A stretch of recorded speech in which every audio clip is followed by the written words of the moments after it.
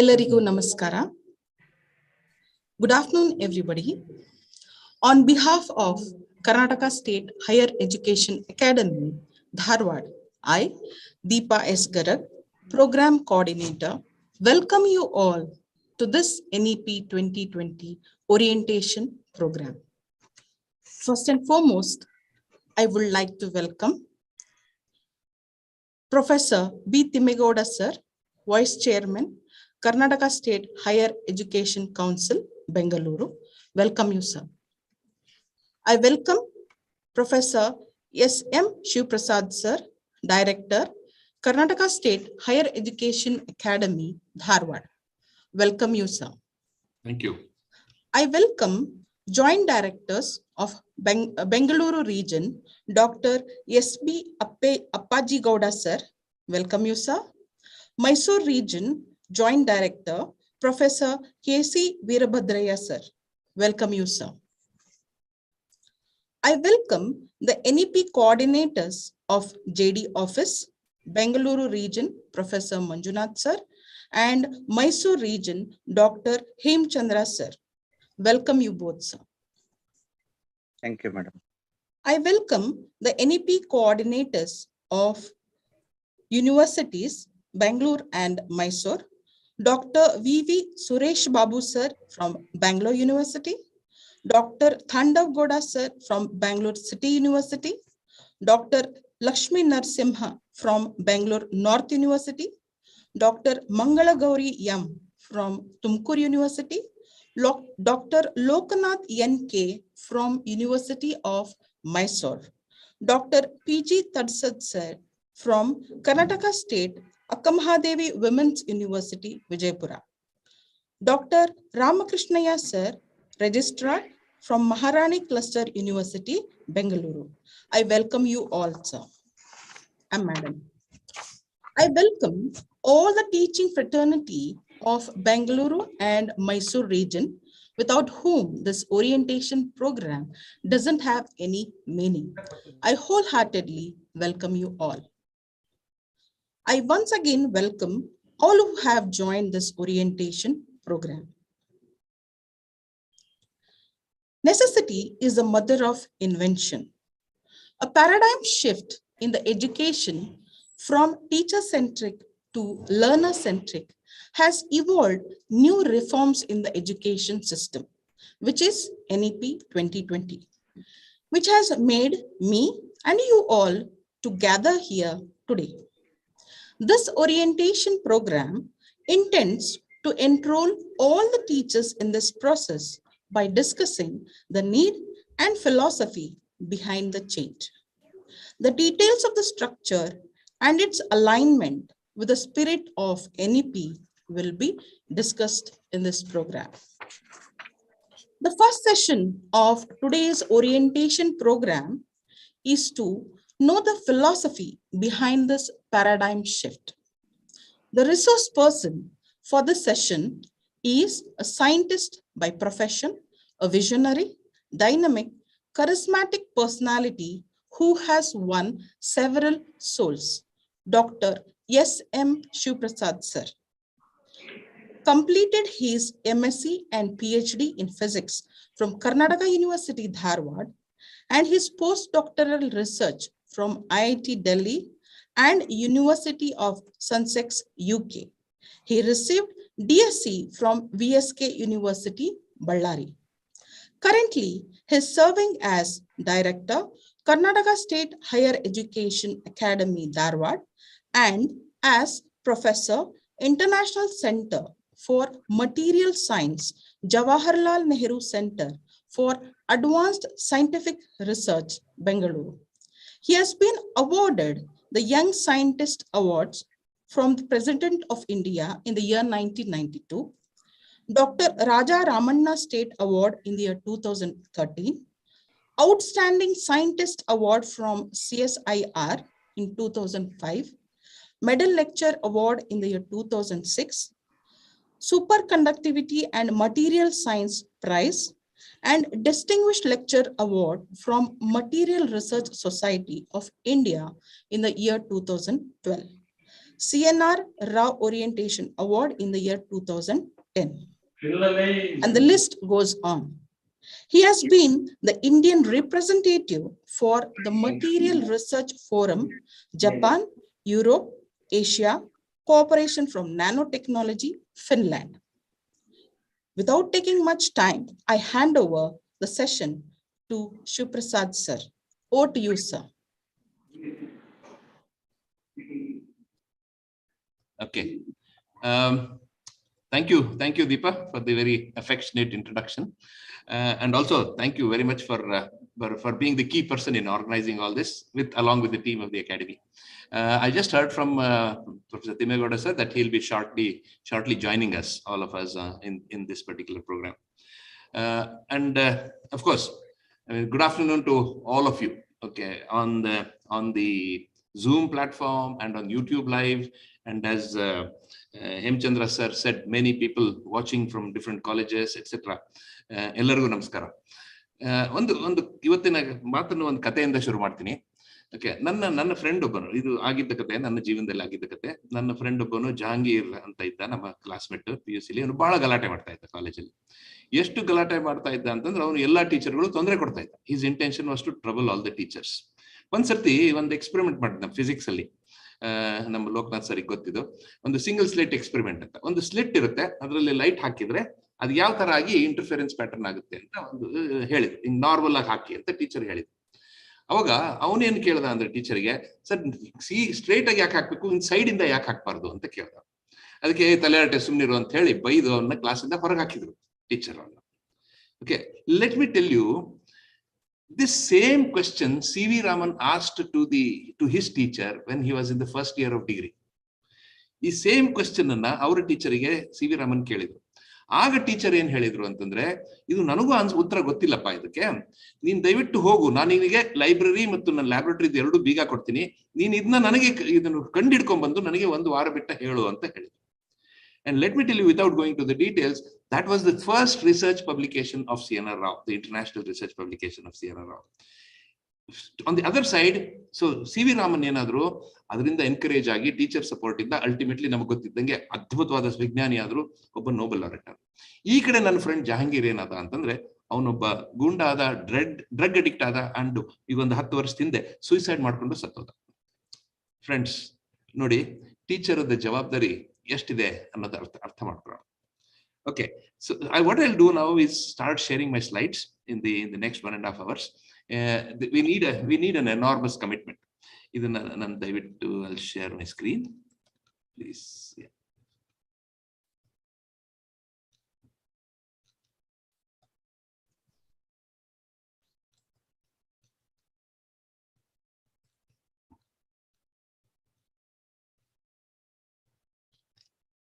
Okay. Deepa, ಕಾಣುತ್ತಾ? Yes, sir. It's very much visible. Please visible? Okay. Friends, so today what I'm trying to do is, there's a great opportunity of India when we are trying to change the kind of education. ನಮಗೆಲ್ಲ ಗೊತ್ತಿದ್ದಂಗೆ ನಮಗೆ ಇದು ಸ್ವಾತಂತ್ರ್ಯ ಬಂದಾಗ we were a very poor country. Illiteracy ತುಂಬಾ ಇತ್ತು. ಅದರಿಂದ first focus in the first 50-60 years has been to make more and more people literate and educated. Right? So, but ಈಗ these things have changed and we'll talk about it. ಈ picture ನೋಡಿ, ನನ್ನನ್ನು ತೋರಿಸಿದೆ ನಾನು ಪಿಕ್ಚರ್ನ. See, it was a devastating picture. 1.5 ವರ್ಷದ ಹಿಂದೆ this picture bothered us. ಏನಪ್ಪಾ, ಹೋಪೇ ಇಲ್ಲೇನೋ, ಮುಂದೆ ಏನು ಜೀವನ ಆಗುತ್ತೆ, ಮನೆಯಿಂದ ಹೊರಗೆ ಬರಕ್ ಹೆದರ್ತಿದ್ವಿ, ಮನೆಯಲ್ಲೂ ಒಬ್ರನ್ನೊಬ್ರನ್ನ ಮಾತಾಡ್ಸಕ್ ಹೆದರ್ತಿದ್ವಿ, ಅಂತ ಒಂದು ಪರಿಸ್ಥಿತಿ ಇತ್ತು ನಮ್ಗೆ ಗೊತ್ತಿದ್ದಾಗ. ಆ ಟೈಮಲ್ಲಿ ನಮಗೆ ಹೆಲ್ಪ್ ಮಾಡಿದವರು ಅಂದ್ರೆ, ನಮ್ಮ ಜೀವನ ಉಳಿಸಿದವರು ಅಂತಂದ್ರೆ, what I call as health warriors. 100 ಜನ ಕೋವಿಡ್ ಪೇಷಂಟ್ಸ್ ಮಧ್ಯ ಒಂದು PPE ಕಿಟ್ ಹೋಗಿ ಅವರಿಗೆ ಜೀವನ ಕೊಡೋದು, ಆಕ್ಸಿಜನ್ ಕೊಡೋದು, ಅವರಿಗೆ ಮೆಡಿಸಿನ್ ಕೊಡೋದು ಏನ್ ಮಾಡಿದ್ರಲ್ಲ, it is a great achievement. ಎಷ್ಟು ಸ್ಯಾಕ್ರಿಫೈಸ್ ಫ್ರಮ್ ದೀಸ್ ಪೀಪಲ್ ಅಲ್ವಾ, ಎಷ್ಟು ಕಮಿಟ್ಮೆಂಟ್ ಫ್ರಮ್ ದಿಸ್ ಪೀಪಲ್. ನಾವು ಅವರಿಗೆ ಬಹಳ ಖುಷಿಯಿಂದ ಅವರಿಗೆ ಹ್ಯಾಟ್ಸ್ ಆಫ್ ಅಂತ ಹೇಳಿ ನಾವೇನ್ ಹೇಳಿದ್ವಿ, ಅವರಿಗೆ ಹೆಲ್ತ್ ವಾರಿಯರ್ಸ್ ಅಂತ ಕರೆದ್ವಿ ಅವ್ರನ್ನ. ಇದೇ ಟೈಮಲ್ಲಿ ನಮ್ಮ India was also attacked by the irresponsible neighbour China. ಅಲ್ಲಿ ಬಾರ್ಡರ್ ಅಲ್ಲಿ ತೊಂದರೆ ಆಯ್ತು, ಗಲ್ವಾನ್ ವ್ಯಾಲಿಲಿ. ಇಲ್ಲಿ ಒಳಗಡೆ ಕೋವಿಡ್ ಪ್ರಾಬ್ಲಮ್, ಹೊರಗಡೆಯಿಂದ ಗಲ್ವಾನ್ ವ್ಯಾಲಿ ಪ್ರಾಬ್ಲಮ್. ಇದು ಆದಾಗ ಅಲ್ಲೂ ನಮ್ಮನ್ನು ಯಾರು ಬದುಕಿಸಿದ್ರು. ಅಲ್ಲಿ ಅವ್ರು ಯಾರು ಬದುಕಿಸಿದ್ರು ಅಂತಂದ್ರೆ ಬಾರ್ಡರ್ ವಾರಿಯರ್ಸ್ ಅಲ್ವಾ ಫ್ರೆಂಡ್ಸ್. ಈಗ ಕೋವಿಡ್ ಇಂದ ಇದ್ರೆಲ್ಲ ಎಲ್ಲ ತೊಂದರೆಗಳಿಂದ ಬಹಳ ಎಕಾನಮಿ, ಎಜುಕೇಶನ್ ಎಲ್ಲ ಹೊಡ್ತಾ ಬಿದ್ದಿದ್ದು ನಮಗೆಲ್ಲ ಗೊತ್ತಿದೆ. We have all experienced it. ಮಕ್ಕಳ ಎಜುಕೇಶನ್ ಏನಾಗಿದೆ, ಇನ್ಸ್ಟಿಟ್ಯೂಷನ್ಸ್ ಏನಾಗಿದ್ದಾವೆ, ಎಕಾನಮಿ ಏನಾಗಿದೆ, ಎಲ್ಲ ಗೊತ್ತಿದೆ. ಆದ್ರಿಂದ ಈಗ ನಮ್ಮ ಭಾರತ ದೇಶವನ್ನು ನಾವು ಮತ್ತೆ ಕಟ್ಟಬೇಕಾಗಿದೆ. ಇದನ್ನ ಕಟ್ಟಬೇಕಾದರೆ ಯಾವ ತರ ಕಟ್ಟಬೇಕು? Have we to just rebuild the structures which have destroyed, or can we reimagine and redo it in a new way ಅನ್ನೋದು ಕ್ವೆಶ್ಚನ್. ಸೊ ಇದಕ್ಕೆ ಯಾರು ಬೇಕು ಅಂತಂದ್ರೆ ನೀವು. We are called as knowledge warriors. ನಾನು ನಾಲೆಡ್ಜ್ ವಾರಿಯರ್ಸ್ ಅನ್ನೋದನ್ನು ಬೇಕಂತ deliberately use ಮಾಡ್ತಾ ಇದ್ದೀನಿ. It is not to fight people, but to fight illiteracy, fight to poverty. ಅದನ್ನೆಲ್ಲ ಮಾಡಬೇಕು ಅಂತಂದ್ರೆ we need this huge set of people which are necessary. ಆದ್ರಿಂದ ಇದು ದೊಡ್ಡ ಆರ್ಟ್. ನನ್ನ ಪ್ರಕಾರ ರೀಬಿಲ್ಡ್ ದ ದೇಶ ಅನ್ನೋದು ಅದು ಪಾರ್ಲಿಮೆಂಟ್ ಅಲ್ಲಿ ಆಗಲ್ಲ, ಅಸೆಂಬ್ಲಿಲಿ ಆಗಲ್ಲ, ಎಲ್ಲೂ ಆಗಲ್ಲ, ಅದು ಕ್ಲಾಸ್ ರೂಮ್ ಅಲ್ಲಿ ಆಗುತ್ತೆ. So we have a huge responsibility friends, that we need to understand this huge responsibility. ಅದನ್ನ ಯೋಧರ ತರ ನಾವು ಕೆಲಸ ಮಾಡಬೇಕಾಗಿದೆ. ಅಂದ್ರೆ lot of sacrifice, lot of commitment ನಮ್ಮಿಂದ ಬೇಕಾಗಿದೆ. ಅದರಿಂದ so we have a huge responsibility, but at the same time great opportunity. ನಾವೆಲ್ಲಾ ದೇಶ ಸೇವೆ ಮಾಡ್ಬೇಕು ಅಂತಿದೀವಿ. ಎಲ್ಲಾರ್ಗು ನಮ್ಮ ಮನಸ್ಸಲ್ಲಿದೆ, ನಮ್ಮ ದೇಶ ಚೆನ್ನಾಗಾಗ್ಬೇಕು, ನಮ್ಮ ಮಕ್ಕಳು ಚೆನ್ನಾಗಾಗ್ಬೇಕು, ನಮ್ಮ ಸ್ಟೂಡೆಂಟ್ಸ್ ಚೆನ್ನಾಗಾಗ್ಬೇಕು ಅಂತ ಆಸೆ ನಮ್ಗೆ ಎಲ್ಲರಿಗೂ ಇದೆ. ಬಟ್ ಅದನ್ನ ಈಗ ಮಾಡ್ಬೇಕಾಗಿದೆ. ಅದಕ್ಕೊಂದು ಕಮಿಟ್ಮೆಂಟ್, ಅದಕ್ಕೊಂದು ಸ್ಯಾಕ್ರಿಫೈಸ್ ಬೇಕಾಗಿದೆ. ಫ್ರೆಂಡ್ಸ್, ಇದು ಈ ಪಿಕ್ಚರ್ ನನಗೆ ಬಹಳ motivating all the time. Okay, ಇದು ನೋಡಿ, this is the GDP growth of China and India. C, ಇಲ್ಲಿ ಈ ಕರ್ವ್ ಅಲ್ಲಿ ನೀವು ನೋಡ್ತಾ ಇರ್ರಿ, ಸುಮಾರು 1991 ತನಕ. ಓಕೆ, ಯು ಸಿ ನಮ್ದು ಸೇಮ್ ಇತ್ತು. GDP was very low of both the countries, but something change from 1990 and look at the way China grew. Okay, ಅದ್ಭುತವಾಗಿ. Okay, let me go and use my pointer option. Okay, ಅದ್ಭುತವಾಗಿ the Chinese GDP grew. ನಮ್ದು ಬೆಳೀತು, but ಅಷ್ಟು fast ಆಗಿ ಬೆಳಿಲಿಲ್ಲ. So ನಾವು ಇಲ್ಲಿದ್ದೀವಿ, China ಇಲ್ಲಿದೆ. ಸೊ ಫ್ರೆಂಡ್ಸ್, ಇದ್ರ ಬಗ್ಗೆ ನಾವು ಯೋಚನೆ ಮಾಡೋದು ಬಹಳ ಬಹಳ ಮುಖ್ಯ. ಇದು ಸ್ವಲ್ಪ ಹಳೆ data, 2010, but still it is the same shape. So ನಾವು ಫ್ರೆಂಡ್ಸ್, ಇದು ಪಕ್ಕದಲ್ಲಿ ಇನ್ನೊಂದು ಗ್ರಾಫ್ ಇದೆ. ಇಲ್ಲಿ ಏನ್ ತೋರಿಸ್ತಾ ಇದೀವಿ ಅಂತ, ಗ್ರಾಸ್ ಎನ್ರೋಲ್ಮೆಂಟ್ ರೇಷಿಯೋ. ಇದು ಬಹಳ ಬಹಳ ಮುಖ್ಯ. ದೇಶ ಬೆಳಿಬೇಕು ಅಂತಂದ್ರೆ it has a direct relationship with the gross enrollment ratio of higher education. So gross enrollment ratio ಯಾವ ತರ ಇರಬೇಕು ನೋಡಿ. ಡೆವಲಪ್ಡ್ ಕಂಟ್ರೀಸ್ ಅಂದ್ರೆ ಸುಮಾರು 90% ಗ್ರಾಸ್ ಎನ್ರೋಲ್ಮೆಂಟ್ ರೇಷಿಯೋ ಇದೆ. ನಮ್ಮ ಭಾರತದಲ್ಲಿ 26% ಇದೆ. ಓಕೆ, ಚೈನಾದಲ್ಲಿ 44% ಇದೆ. So to really become that huge country, the big country, the aspiration of all of us to become the great country is a long way, and it has to go through education. ಇದು education ಇಂದನೇ ಹೋಗುವಂತ ಒಂದು ಹಾದಿ. ಅದನ್ನ we need to think about it. ಅದಕ್ಕೆ so what is very important my friends is ನಾವು civilisation ಅಂತ ನೋಡೋಣ. ಓಕೆ, ಸಿವಿಲೈಸೇಷನ್ ಅಂತ ನೋಡಿದಾಗ ನಮಗೆಲ್ಲ ಗೊತ್ತು, ನಾವೆಲ್ಲ ಮಂಗನಿಂದ ಬಂದ್ವಿ.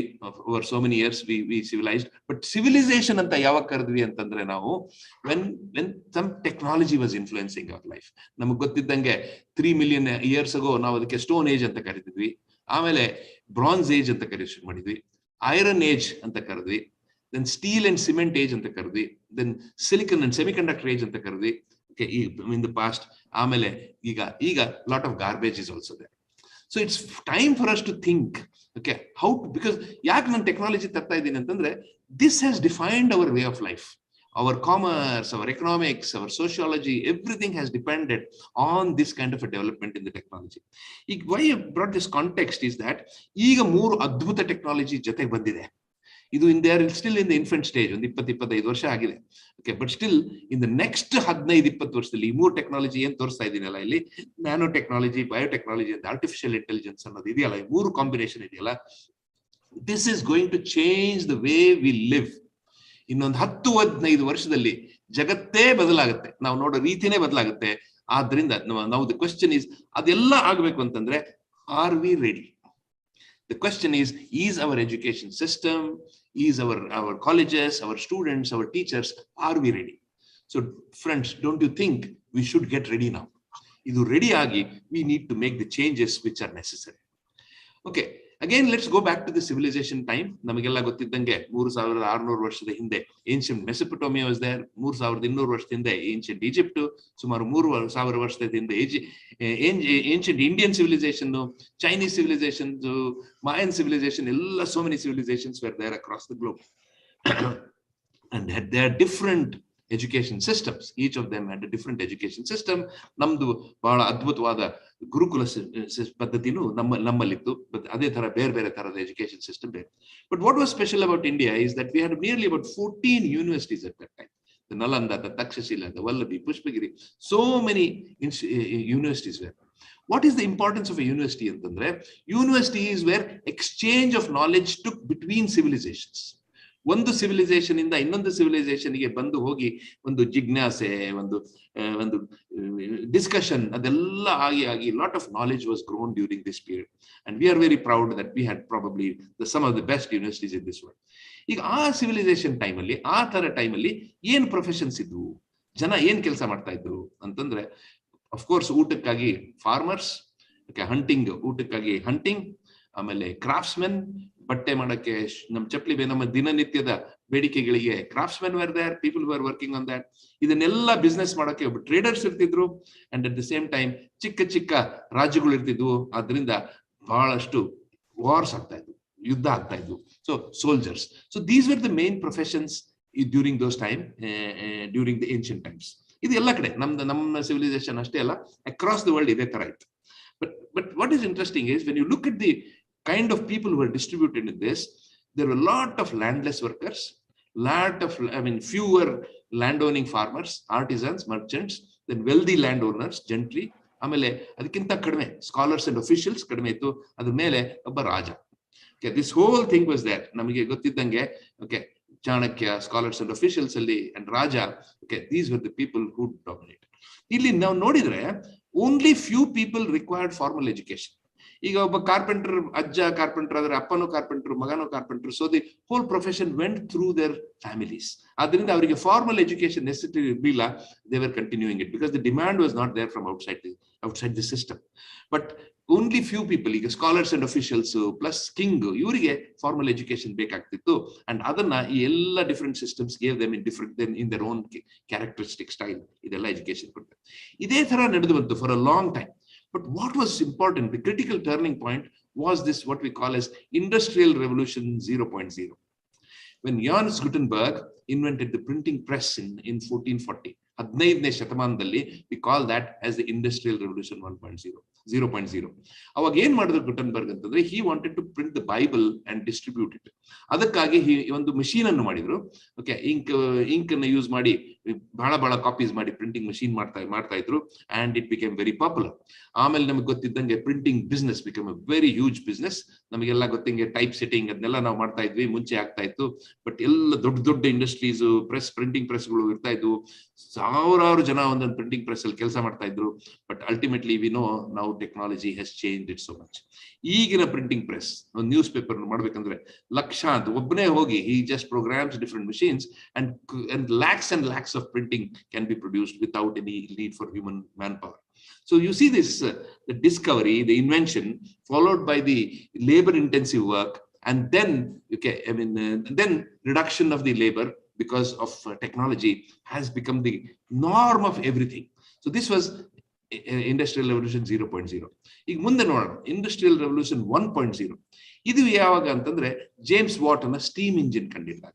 So now with this steam engine invent ಮಾಡಿದಾಗ, now people could carry people and goods across over long distances. ಅದು ಕರ್ಕೊಂಡು ಹೋಗ್ಬೇಕಾದ್ರೆ the whole concept change ಆಯ್ತು ಅಲ್ವಾ?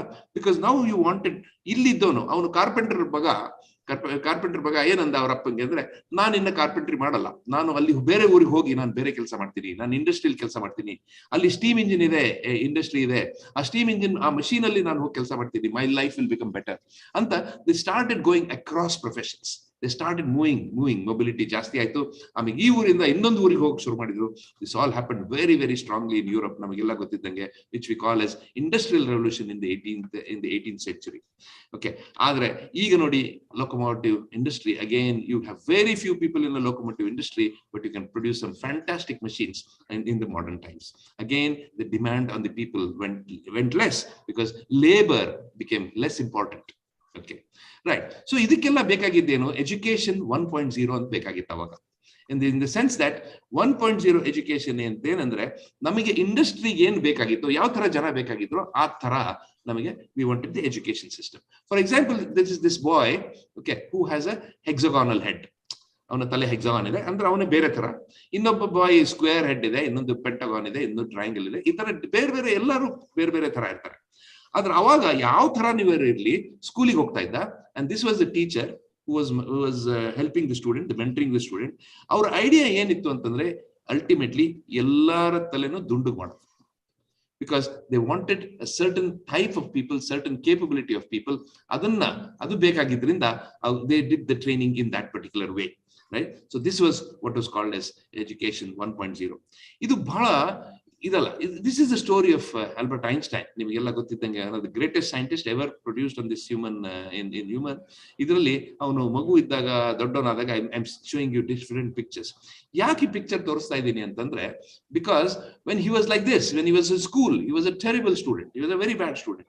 ಅವನು 12th ಸ್ಟ್ಯಾಂಡರ್ಡ್ ಬಂದಾಗ ಅವ್ರ ಅಪ್ಪ ಬಂದು ಕೇಳ್ತಾನೆ ಕಾಲೇಜ್ ಟೀಚರಿಗೆ, ಸರ್ ನಮ್ಮ ಮಗ ಆಲ್ಬರ್ಟ್ ಏನ್ ಮಾಡ್ಬೋದು ಅಂತ. The teacher says, this guy, if he does anything in life, I'll be very happy. ಅಂದ್ರೆ ಅಷ್ಟು is not capable of doing anything ಅಂತ ಹೇಳ್ತಾರೆ. Okay, but U see here ultimately ಈ ವಯಸ್ಸು ಬರೋದ್ರಲ್ಲಿ ಅಂದ್ರೆ ಸುಮಾರು 10-11 ವರ್ಷ after that 12th standard in 1905 he produces some miracle year ಅಂತ ಕರಿತೀವಿ. Okay, he produced 3 amazing research papers which transformed the whole world. Okay, this paper was on photoelectric effect, Brownian motion and theory of relativity. ಈ 3 paper 1905.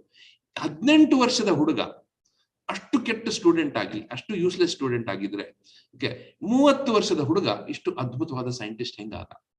Is a very very important question we need to ask. ಅದಕ್ಕೆ Einstein replies very beautifully.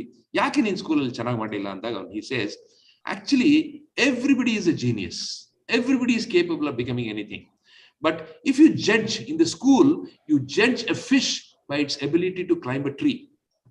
Okay, you judge a fish by its ability to climb a tree. ಒಬ್ಬ ಮೀನನ್ನು ಗಿಡ ಹತ್ತಿ ತೋರಿಸು ಅಂತ ಹೇಳ್ತಾ ಇದೀವಿ ನಾವು, ರೈಟ್? ಸೊ ಅದು ಹೇಳಿದ ತಕ್ಷಣ ಆಬ್ವಿಯಸ್ಲಿ ಅದಕ್ಕೆ ಹತ್ತಕ್ಕಾಗಲ್ಲ. It get suffocated when it comes out of water. But the bigger problem is it always thinks, the fish thinks, okay, that all its life it starts thinking, I am stupid, ಅಯ್ಯೋ ನನಗೆ ಗಿಡ ಹತ್ತಕ್ಕೆ ಬರಲ್ಲ, I am useless ಅಂತ ತಿಳ್ಕೊ. This is happen to all of us, our friends. Okay, ನಮಗೆ ಕಾಲೇಜಲ್ಲಿ ಸ್ಕೂಲಲ್ಲಿ ಅರ್ಥ ಆಗದೆ ಇದ್ದಾಗ ನಮಗೇನ್ ಅನಿಸ್ತಿತ್ತು ಅಂದ್ರೆ ನಾನೇ ದಡ್ಡ ಅಂತ ತಿಳ್ಕೊಂಬಿಟ್ಟಿದ್ದೆ ಅಲ್ವಾ? ಸೊ ಬಿಕಾಸ್ ನನಗೆ ಬೇಕಾದ ತರ ಆ ಎಜುಕೇಶನ್ ಸಿಸ್ಟಮ್ ಇರಲಿಲ್ಲ. I think very, very important for us to understand that ultimately what is important. I mean, Einstein ಹೇಳ್ತಾನೆ the greatest scientist. Why ನಾನು ಯಾಕೆ ಇವತ್ತು ಐನ್ಸ್ಟೈನ್ ರಿಮೆಂಬರ್ ಮಾಡ್ತಾ ಇದ್ದೀನಿ ಅಂದ್ರೆ, ಇದು ಅವರಿಗೆ ನೋಬೆಲ್ ಪ್ರೈಸ್ ಸಿಕ್ಕು 100 ವರ್ಷ, centenary. So we are all celebrating his Nobel Prize for 100 years. So Einstein becomes the key to our discussion. So ಅವನು ಏನ್ ಹೇಳ್ತಾನೆ, Einstein says, I have no special talents. I'm nothing great. ನಾನೇನು genius ಅಲ್ಲ, ಹುಟ್ಟ ಅದು ಇದು ಏನಿಲ್ಲ. I'm only passionately curious. ನಂಗೆ ಏನೋ I want to be very curious, ನನ್ ಕುತೂಹಲ ಬಹಳ ಇದೆ ಅಂತ ಹೇಳಿ. ಸೊ ಕುತೂಹಲ ಅನ್ನೋದು ಅಷ್ಟು, ಅದು ಸ್ಕೂಲಲ್ಲಿ ಕುತೂಹಲಕ್ಕೆ ಆಪರ್ಚುನಿಟಿ ಇರಲಿಲ್ಲ.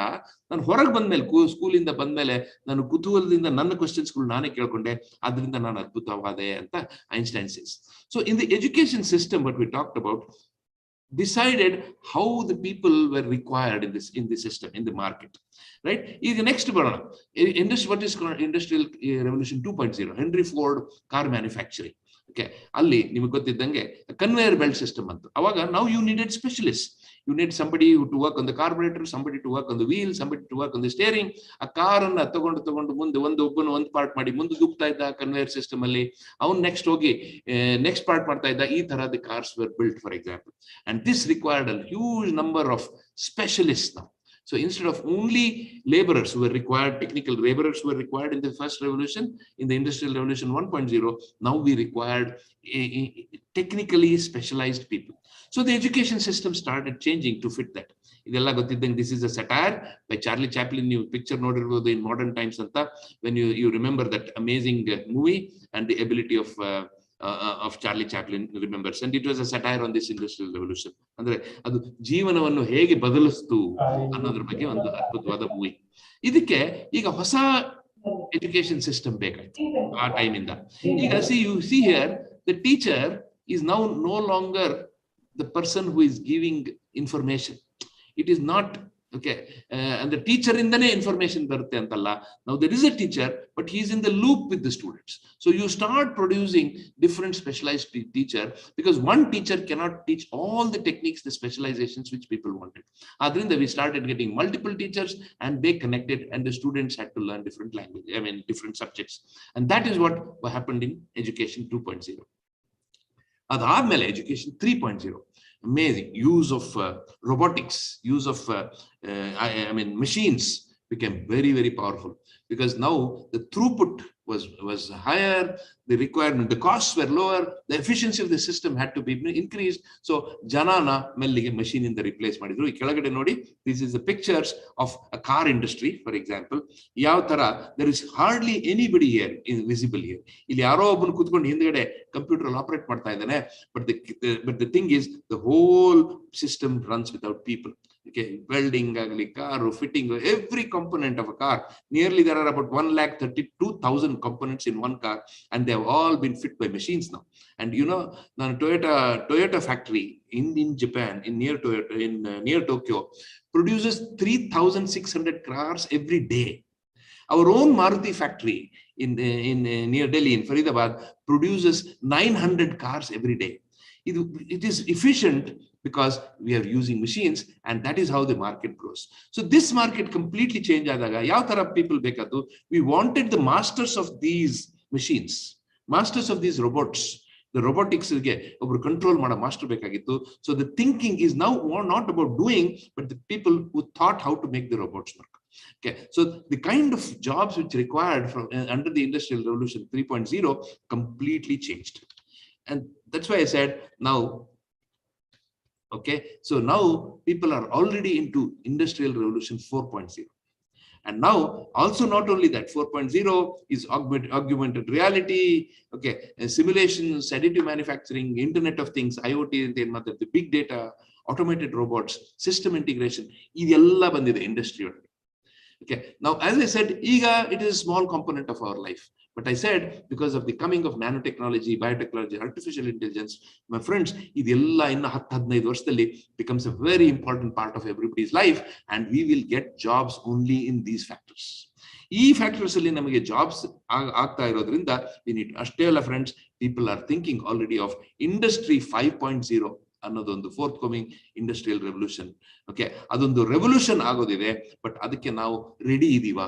ನಮ್ಮ ಎಜುಕೇಶನ್ ಸಿಸ್ಟಮ್ ನಮ್ಮ is it ready? Are our students ready to go in this? ಅನ್ನೋದೇ is the bigger challenge. So ನಾವು ಮಾಡ್ತಾ ಇರೋ ಸಿಸ್ಟಮ್ ನಿಮಗೆಲ್ಲ ಗೊತ್ತಿದ್ದಂಗೆ was still in that education 1.0. ಅಂದ್ರೆ ಏನು?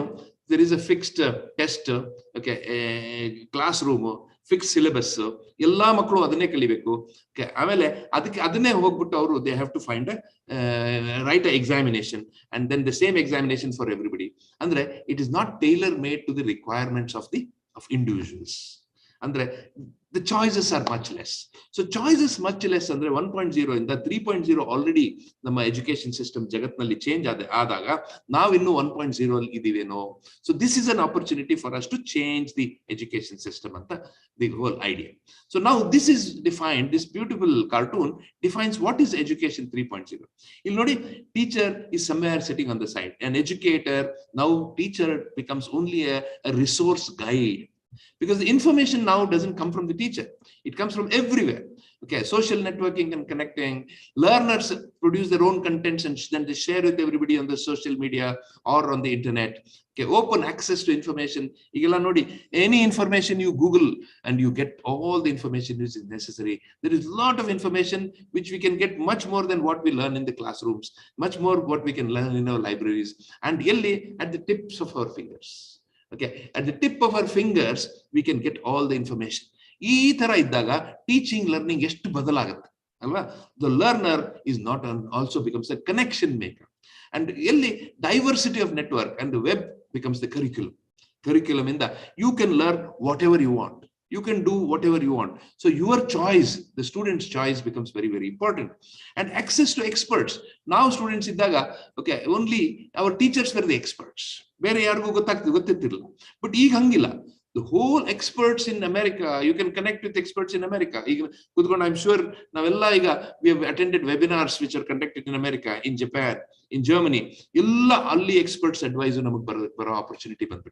So life has changed, and it's going to change even more drastically in the coming years. And the question is, how do we give that experience to the students? How do we make the students relevant? Our life in the future is the question. Right? So friends, this philosophy is based on something like that. Now, there is a famous statement in English which says, you can only take to the horse to the water, but you can't make it drink. But so a good teacher will take the horse to the water. Okay, a good teacher will definitely take the horse to the water, but an excellent teacher will make the horse thirsty first. A horse ಕುದುರೆಗೆ ನೀರಡಿಕೆ ಮಾಡಿಬಿಟ್ಟು ನೀರ್ ಹತ್ರ ಕರ್ಕೊಂಡು ಹೋದ್ರೆ ನೀರು ಕುಡಿದೇ ಕುಡಿಯುತ್ತೆ. So the duty of a teacher is not to take the horse to the water anymore, but it is to make the horse thirsty. ಆ ಜ್ಞಾನದ ಬಗ್ಗೆ ಅವರಿಗೆ ಒಂದು ನೀರಡಿಕೆ, ಒಂದು the thirst for knowledge ಬಂದ್ಬಿಟ್ರೆ, I think it become very. So now the teachers have to change. Otherwise, ಆಮೇಲೆ Thimmegowda sir ಹೇಳ್ತಾರೆ, ಅದನ್ನ ಅವರು ಮೊನ್ನೆ ಮಾತಾಡ್ತಾ ಇದ್ರು. He says, okay, a normal teacher, a good teacher may become irrelevant to the society. ಇದು ಬರೀ ನಮ್ಮ ದೇಶದಲ್ಲ, ಇಡೀ ಜಗತ್ತಲ್ಲೇ irrelevant ಆಗ್ಬಿಡ್ತಾರೆ. So we need only excellent teachers who can connect emotionally with the students. Emotionally connect ಆಗದಿದ್ರೆ ನಾವು irrelevant ಆಗ್ತೀವಿ. ನಾವು irrelevant ಆಗೋದು ಒಂದು ಬೇರೆ ಮಾತು, but the question is, we will not be able to guide our students to do amazing things for their future, for their life. ಅವರ ಜೀವನ ಕೊಡಬೇಕಂತಂದ್ರೆ we need to think about it very differently. Okay, that is the idea. So there were many people who aligned the education system with the industrial requirements. And ultimately, there are education 1.0, 2.0, 3.0 and there. We are still in education 1.0, my friends. It is time for us to reach education 3.0. But we have to go through the education 2.0. But the faster, we don't have to reinvent the wheel. The wheel has already been reinvented. How we can make this transition? How we can build a bypass from education 1.0 to 3.0? Very, very briefly going through education 2.0 is the challenge for all of us. So obviously the industrial revolution which are taking place in this world is also changing the education system, because the requirements of the people in the industry, not only technological industry, even the social industry of life and all sorts of opportunities of life are going to change because of this technology. And so we need to make this change from education system from the 1.0. We need to graduate to 2.0 and 3.0. Okay, so this started happening in 1991, the new economic policy. ನಾನು ಹೇಳಿದ್ನಲ್ಲ, ಅಲ್ಲಿ ನಾನು graph ತೋರಿಸಿದ್ದೆ, and the economy was growing. It started from the 1991 when we adopted the new economic policy, which had three main features. LPG ಅಂತ ಕರಿತೀವಿ, liberalization, privatization and globalization ಅನ್ನೋದು. So very interesting here is there is something called as privatization and globalization. That means anybody can open industries, and not only industries, again, social industries, technical industries, any kind of even educational industry, and they can go across the globe, in the sense that you can actually, you can go and set up an educational institution in America. American university actually can collaborate and start an organization here in India. So cross country collaborations agbeku antandre, obviously what is required is some way of measuring the quality of an institution. The quality of an institution in different ways, measure madbodu, because if an American wants to set up a university, he should know what kind of university is required, what are the measurement. Idikke namage NAC annod bantu alva, long time the NAC bantu. Amel nodtira, now with the new education policy, even the NAC is going to significantly change as time comes. So friends, education became a part of the service industry. So our industry bandaga, now idinella beku anta measurement was necessary. Bari measurement bekagilla. Now we need to change education. The education reforms are very, very essential. So how do we make the educational reforms? Another one important. Of course, nama path sumne guttilla. Nam education has been reforming since 1948-49, when the University Education Commission was set up under the leadership of S. Radhakrishna. Okay, and then in 1952-53, the secondary education commit was done under Mudliar. Okay, and then in 64-66, a wonderful commission was there under the leadership of D.S. Kothari, which is called as the Kothari Commission, very famously known as Kothari Commission. Then in 1966, some changes, and so first new national education policy was in 1968. Then the second happened in 1986, And then there were some small modifications under P.V. Narasimha Rao's government in 1992, the program, what was called as the Program of Action on Education. And then the Subramania Committee was set up in 2016, and there was a huge gap of changes. The reforms did not take place as frequently. But again now, and after the Kasturirangan Committee was set up by the government, by the current government, and then in 2020, we came out with the new education policy. The new education policy is an amazing transformation in the way we have looked at education or felt education up to this time. So the timelines of implementation is a very long journey, which we'll know. So it is expected that only in 2040, the completion of this new education policy implementation takes place. And it is expected by about 2035, we will reach about 50% of the GER ratio. Okay, I'll come. So what is the kind of education we want? Education antandre, education and degree and marks a subject in a content to Allah. Okay, that is only a tool. Like for example, physics, chemistry, mathematics, commerce is only a tool, a process. But what is ultimately required, what we call as graduate attributes, of a student graduate, he or she should learn to think independently in the subjects they have learned. Independent, not only ನೆನಪಿಡೋದಲ್ಲ, bookಲ್ಲಿ ಇರೋದಲ್ಲ, but independently ಅದರ ಬಗ್ಗೆ ಯೋಚನೆ ಮಾಡಿಸೋದು ಕಲಿಸೋದು very important. Second ಅಂತಂದ್ರೆ to communicate effectively.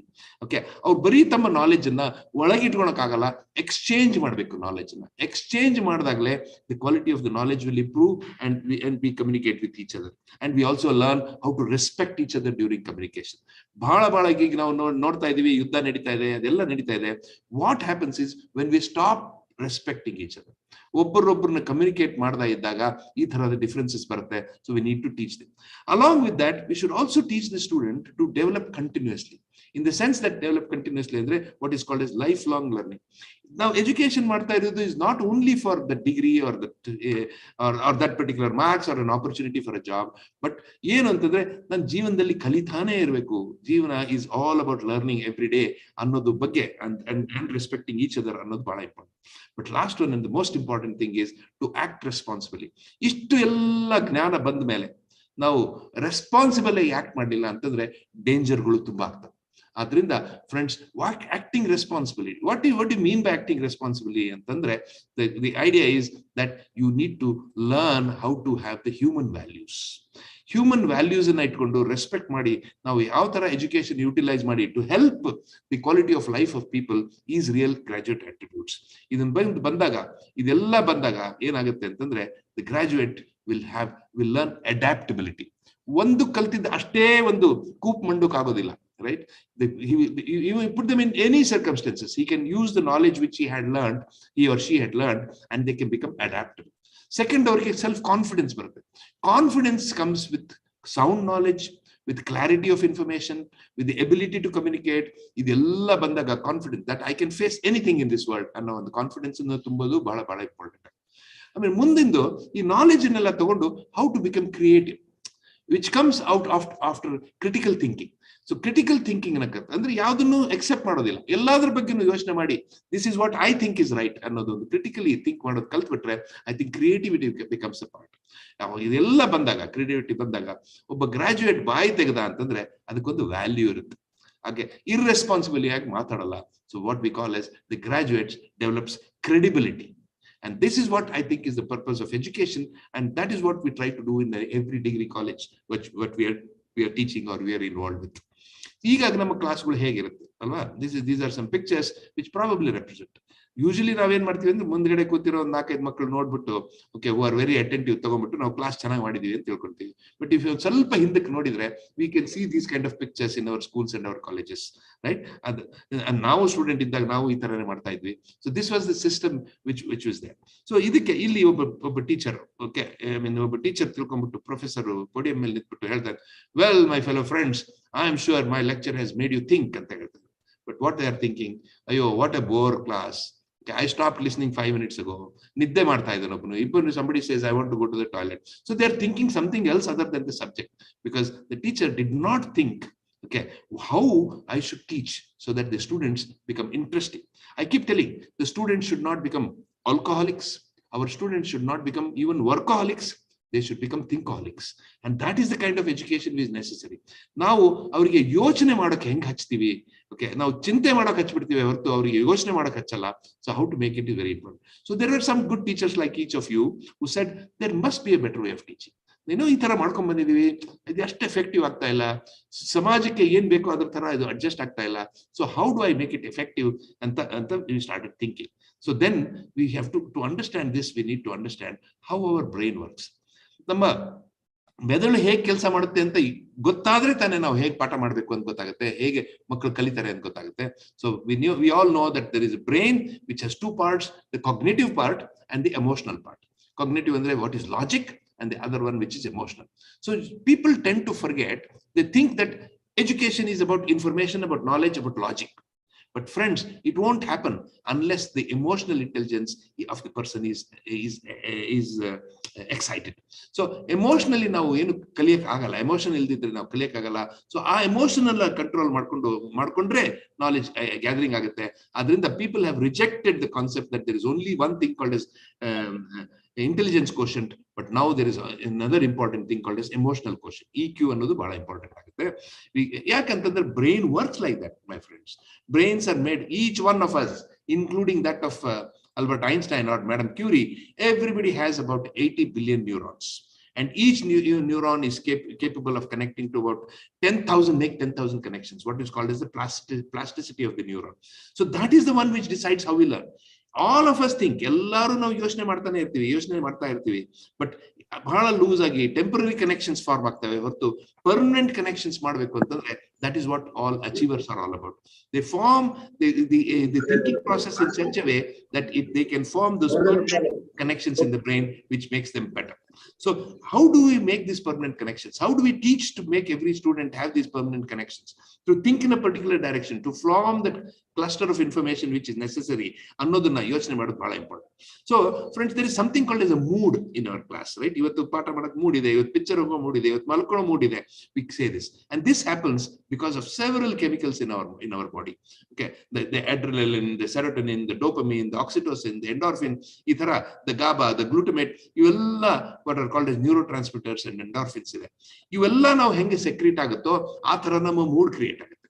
ಅದರಿಂದ ನಾವು ಪಾಠ ಮಾಡ್ಬೇಕಾದ್ರೆ ಪಾಠ ಕಲಿಯೋ ಮೂಡನ್ನ ಹೇಗೆ ಕ್ರಿಯೇಟ್ ಮಾಡೋದು ಅನ್ನೋದನ್ನ ಬಹಳ ಟೀಚರ್ ಯೋಚನೆ ಮಾಡ್ಬೇಕಾಗುತ್ತೆ. Only when we create the mood for the students to grasp what we are telling, that cognition happens. ಇದ್ರ ಬಗ್ಗೆ ಬಹಳ ರಿಸರ್ಚ್ ಆಗಿದೆ. Okay, ultimately what it is you see here, there are three things in the person in terms of education. One is the head, which is the cognitive domain, and then you have the heart, which is the affective domain, and the other one is the hands, which is the psychomotor domain. The three H's, the head, the heart, and the hands, have to be connected together in our education. How do we make this? It is not only the head. In our old education, it was only about head, or it was about hands when people learned skills. But somehow the heart was missing in education. So how do we make our education system? How do we change it that we can connect the head and the heart and the hands is a terribly important thing. So we need to think and work on this. So there are several steps which are very well understood steps. What are the different steps we need to take for cognition? What are the different steps we took for affective domain? And what are the different steps we take to the psychomotor domain? Annodide. So all these, if we can understand, namaga gottiro knowledge, I think we have no doubt that all the teachers have all the knowledge necessary for teaching. But how do we put it in such a way that the student learn how to connect his head, heart, and the hands is the challenge for the coming education. So friends, this is not only this, there is another beautiful theory, okay, called by Howard Gardner, which is called as the multiple intelligence theory. Now again, as I said, ಒಂದೇ ಒಂದು intelligence ಅಂತಿಲ್ಲ. ನಾವು ಮುಂಚೆ ಬರೀ logical and cognitive ಗೆ ಒಂದು intelligence we called as the intelligent quotient ಅಂತ ಕರಿತಿದ್ವಿ. But now we know, or there is an argument on this, there is of course there are many discussions which are going on in this topic, that there are 8 kinds of intelligence: the naturalist, the spatial intelligence, the linguistic intelligence, the intrapersonal, the interpersonal, logical and mathematical, musical, body kinesthetic intelligences. So each one of us have all these intelligence, but only a couple of them are dominant in each of us.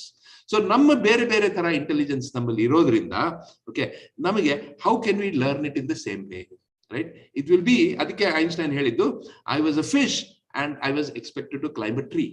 ಅದೇ ತರ ಆಗ್ಬಿಡುತ್ತೆ ನಮಗೆ. ನಾವು ಒಂದೇ ತರ ಪಾಠ ಮಾಡಿದ್ರೆ, okay, if you don't understand that there are different kinds of intelligences in the crowd of 50 students who are sitting in front of us, if you don't teach them in the way they are intelligent, the grasping becomes very less.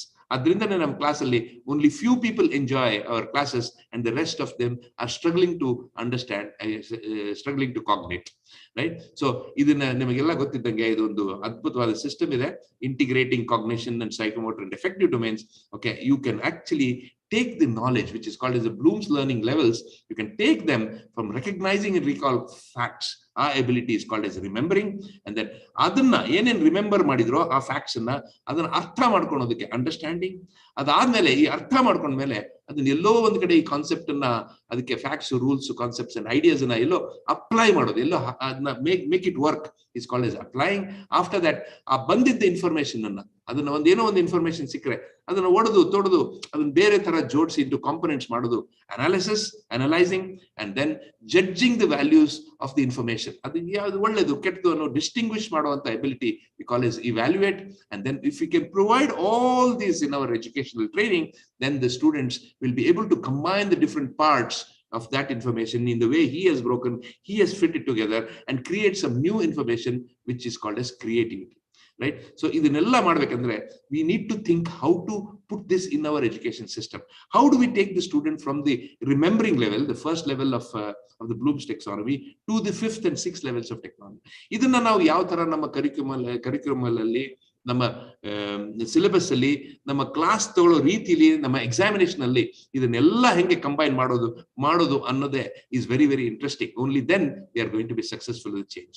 So friends, this is something called as the learning curve. Usually we think that effort, this is on the x-axis, we have the effort ಜಾಸ್ತಿ ಹಾಕಿದ್ರೆ knowledge linearly ಜಾಸ್ತಿ ಆಗುತ್ತೆ ಅಂತ ತಿಳ್ಕೊಂಡ್ಬಿಟ್ಟು we design our curriculum, our syllabus, our methods of examination, everything we do on this basis. But unfortunately or fortunately, it is not like this. Actually, this is not a linear relationship, it is a sigmoidal relationship. You see here, actually ನಮ್ಮ brain ಹೆಂಗ್ work ಆಗುತ್ತೆ, because this is how the neural connections are made. Neural connections ಈ ತರ ಮಾಡೋದ್ರಿಂದ ನಮಗೆ ಬರೀ ಈ ತರನೇ ಕಲಿಯಕ್ ಸಾಧ್ಯನೇ ಹೊರತು ಈ ತರ ಕಲಿಯಕ್ ಸಾಧ್ಯ ಇಲ್ಲ. ಸೊ ನಾವು ಈ ತರ ಕರಿಕ್ಯುಲಮ್, ಈ ತರ ಸಿಲೆಬಸ್ ನಾವು ಡಿಸೈನ್ ಮಾಡಿದೀವ, ಈ ತರ ಕಲಿಕೆ ಇರೋದ್ರಿಂದ ಆ ತರ ನಾವು ಪಾಠ ಮಾಡ್ತಾ ಇದೀವ. ಈ ಕರಿಕ್ಯುಲಮ್ ನಮ್ಮ ಕಲಿಕೆ ಈ ತರ ಹೋಗ್ತಾ ಇರೋದ್ರಿಂದ ಆ ತರ ನಾವು ಎಕ್ಸಾಮಿನೇಷನ್ ಟೆಸ್ಟ್ ಮಾಡ್ತಾ ಇದೀವ, ಓಕೆ, ಎವ್ಯಾಲ್ಯೂಯೇಷನ್ ಮಾಡ್ತಾ ಇದೀವ, is the challenge for us. So I think this whole paradigm shift in the way we have looked at education is happening now, and it has to happen. Friends, ಇದು ಯಾಕೆ important ಅಂತಂದ್ರೆ, because this is how our brain works. This is the process which they take. ಈಗ ನಾವು artificial intelligence and machine learning ಅಂತ ಏನ್ ಕರಿತೀವಲ್ಲ, what are called as neural network time series ಅಂತ ಏನ್ ಕರೀತಾರ, that is based on this graph. So this knowledge is utilized for understanding and doing artificial intelligence. So ನಮ್ಮ brain ಅನ್ನ copy ಮಾಡಿ ಅವರು artificial intelligence ಮಾಡ್ತಾ ಇದ್ದಾರೆ ಅಲ್ವಾ. All the technology is bringing out something called as artificial intelligence. So but ನಮ್ಮ brain ಈ ತರ ಕೆಲಸ ಮಾಡುತ್ತೆ ಅಂತ we as teachers are not aware of this. And if we are aware of this, if we become aware of this, then we don't know how to actually execute it in our classrooms, how to bring that change and make every child in our classroom understand. That is the challenge. Okay, so I'll jump this and then say there are many, many theories of learning: behaviorism, cognitivism, constructivism, experientialism, social and contextual. These have changed across time. They have modified across time depending on the requirement of the social needs of the society. So there are so many learning experiences. Concrete experiences come only with reflective observation, abstract conceptualization, active experimentation. Avare experiment ಮಾಡಿ ಅದೆಲ್ಲ ಆದ್ರೆ ನಮ್ಮ experience concrete ಆಗುತ್ತೆ. So this brings it to the importance of pedagogy and andragogy. Okay, pedagogy is the teaching technique you use for school children, and andragogy is the teaching techniques you use for in colleges. So idu pedagogy andre enu, andragogy andre enu, okay, learning experience and learning curve andre enu annodunnu artha madkondagle ನಾವು effective ಆಗಿ ಮಾಡಕ್ ಸಾಧ್ಯ. So friends, there are so many learning strategies, active learning strategies. I don't want to go into the details, but they'll tell you there are beautiful skills which have to be learned by the teacher so that all this experience can be given while we teach my physics, while I teach my history, while I teach my economics, while I teach my Kannada. ಆ ಪಾಠಗಳು ಮಾಡ್ತಾ ಇದನ್ನೆಲ್ಲ ಹೇಗೆ ತರಬೇಕು ನಮ್ಮ education system ಅನ್ನೋದೇ is the challenge for all of us. So ಇಲ್ಲಿ ನೋಡಿ, there are so many activities. Okay, activity based teaching ಮಾಡಬಹುದು. Some simple things like writing minute papers, self-assessment, large group discussions, informal groups, peer reviews, okay, brainstorming sessions, hands-on training, role playing, jigsaw discussion, inquiry learning, experiential learning, forum and theater.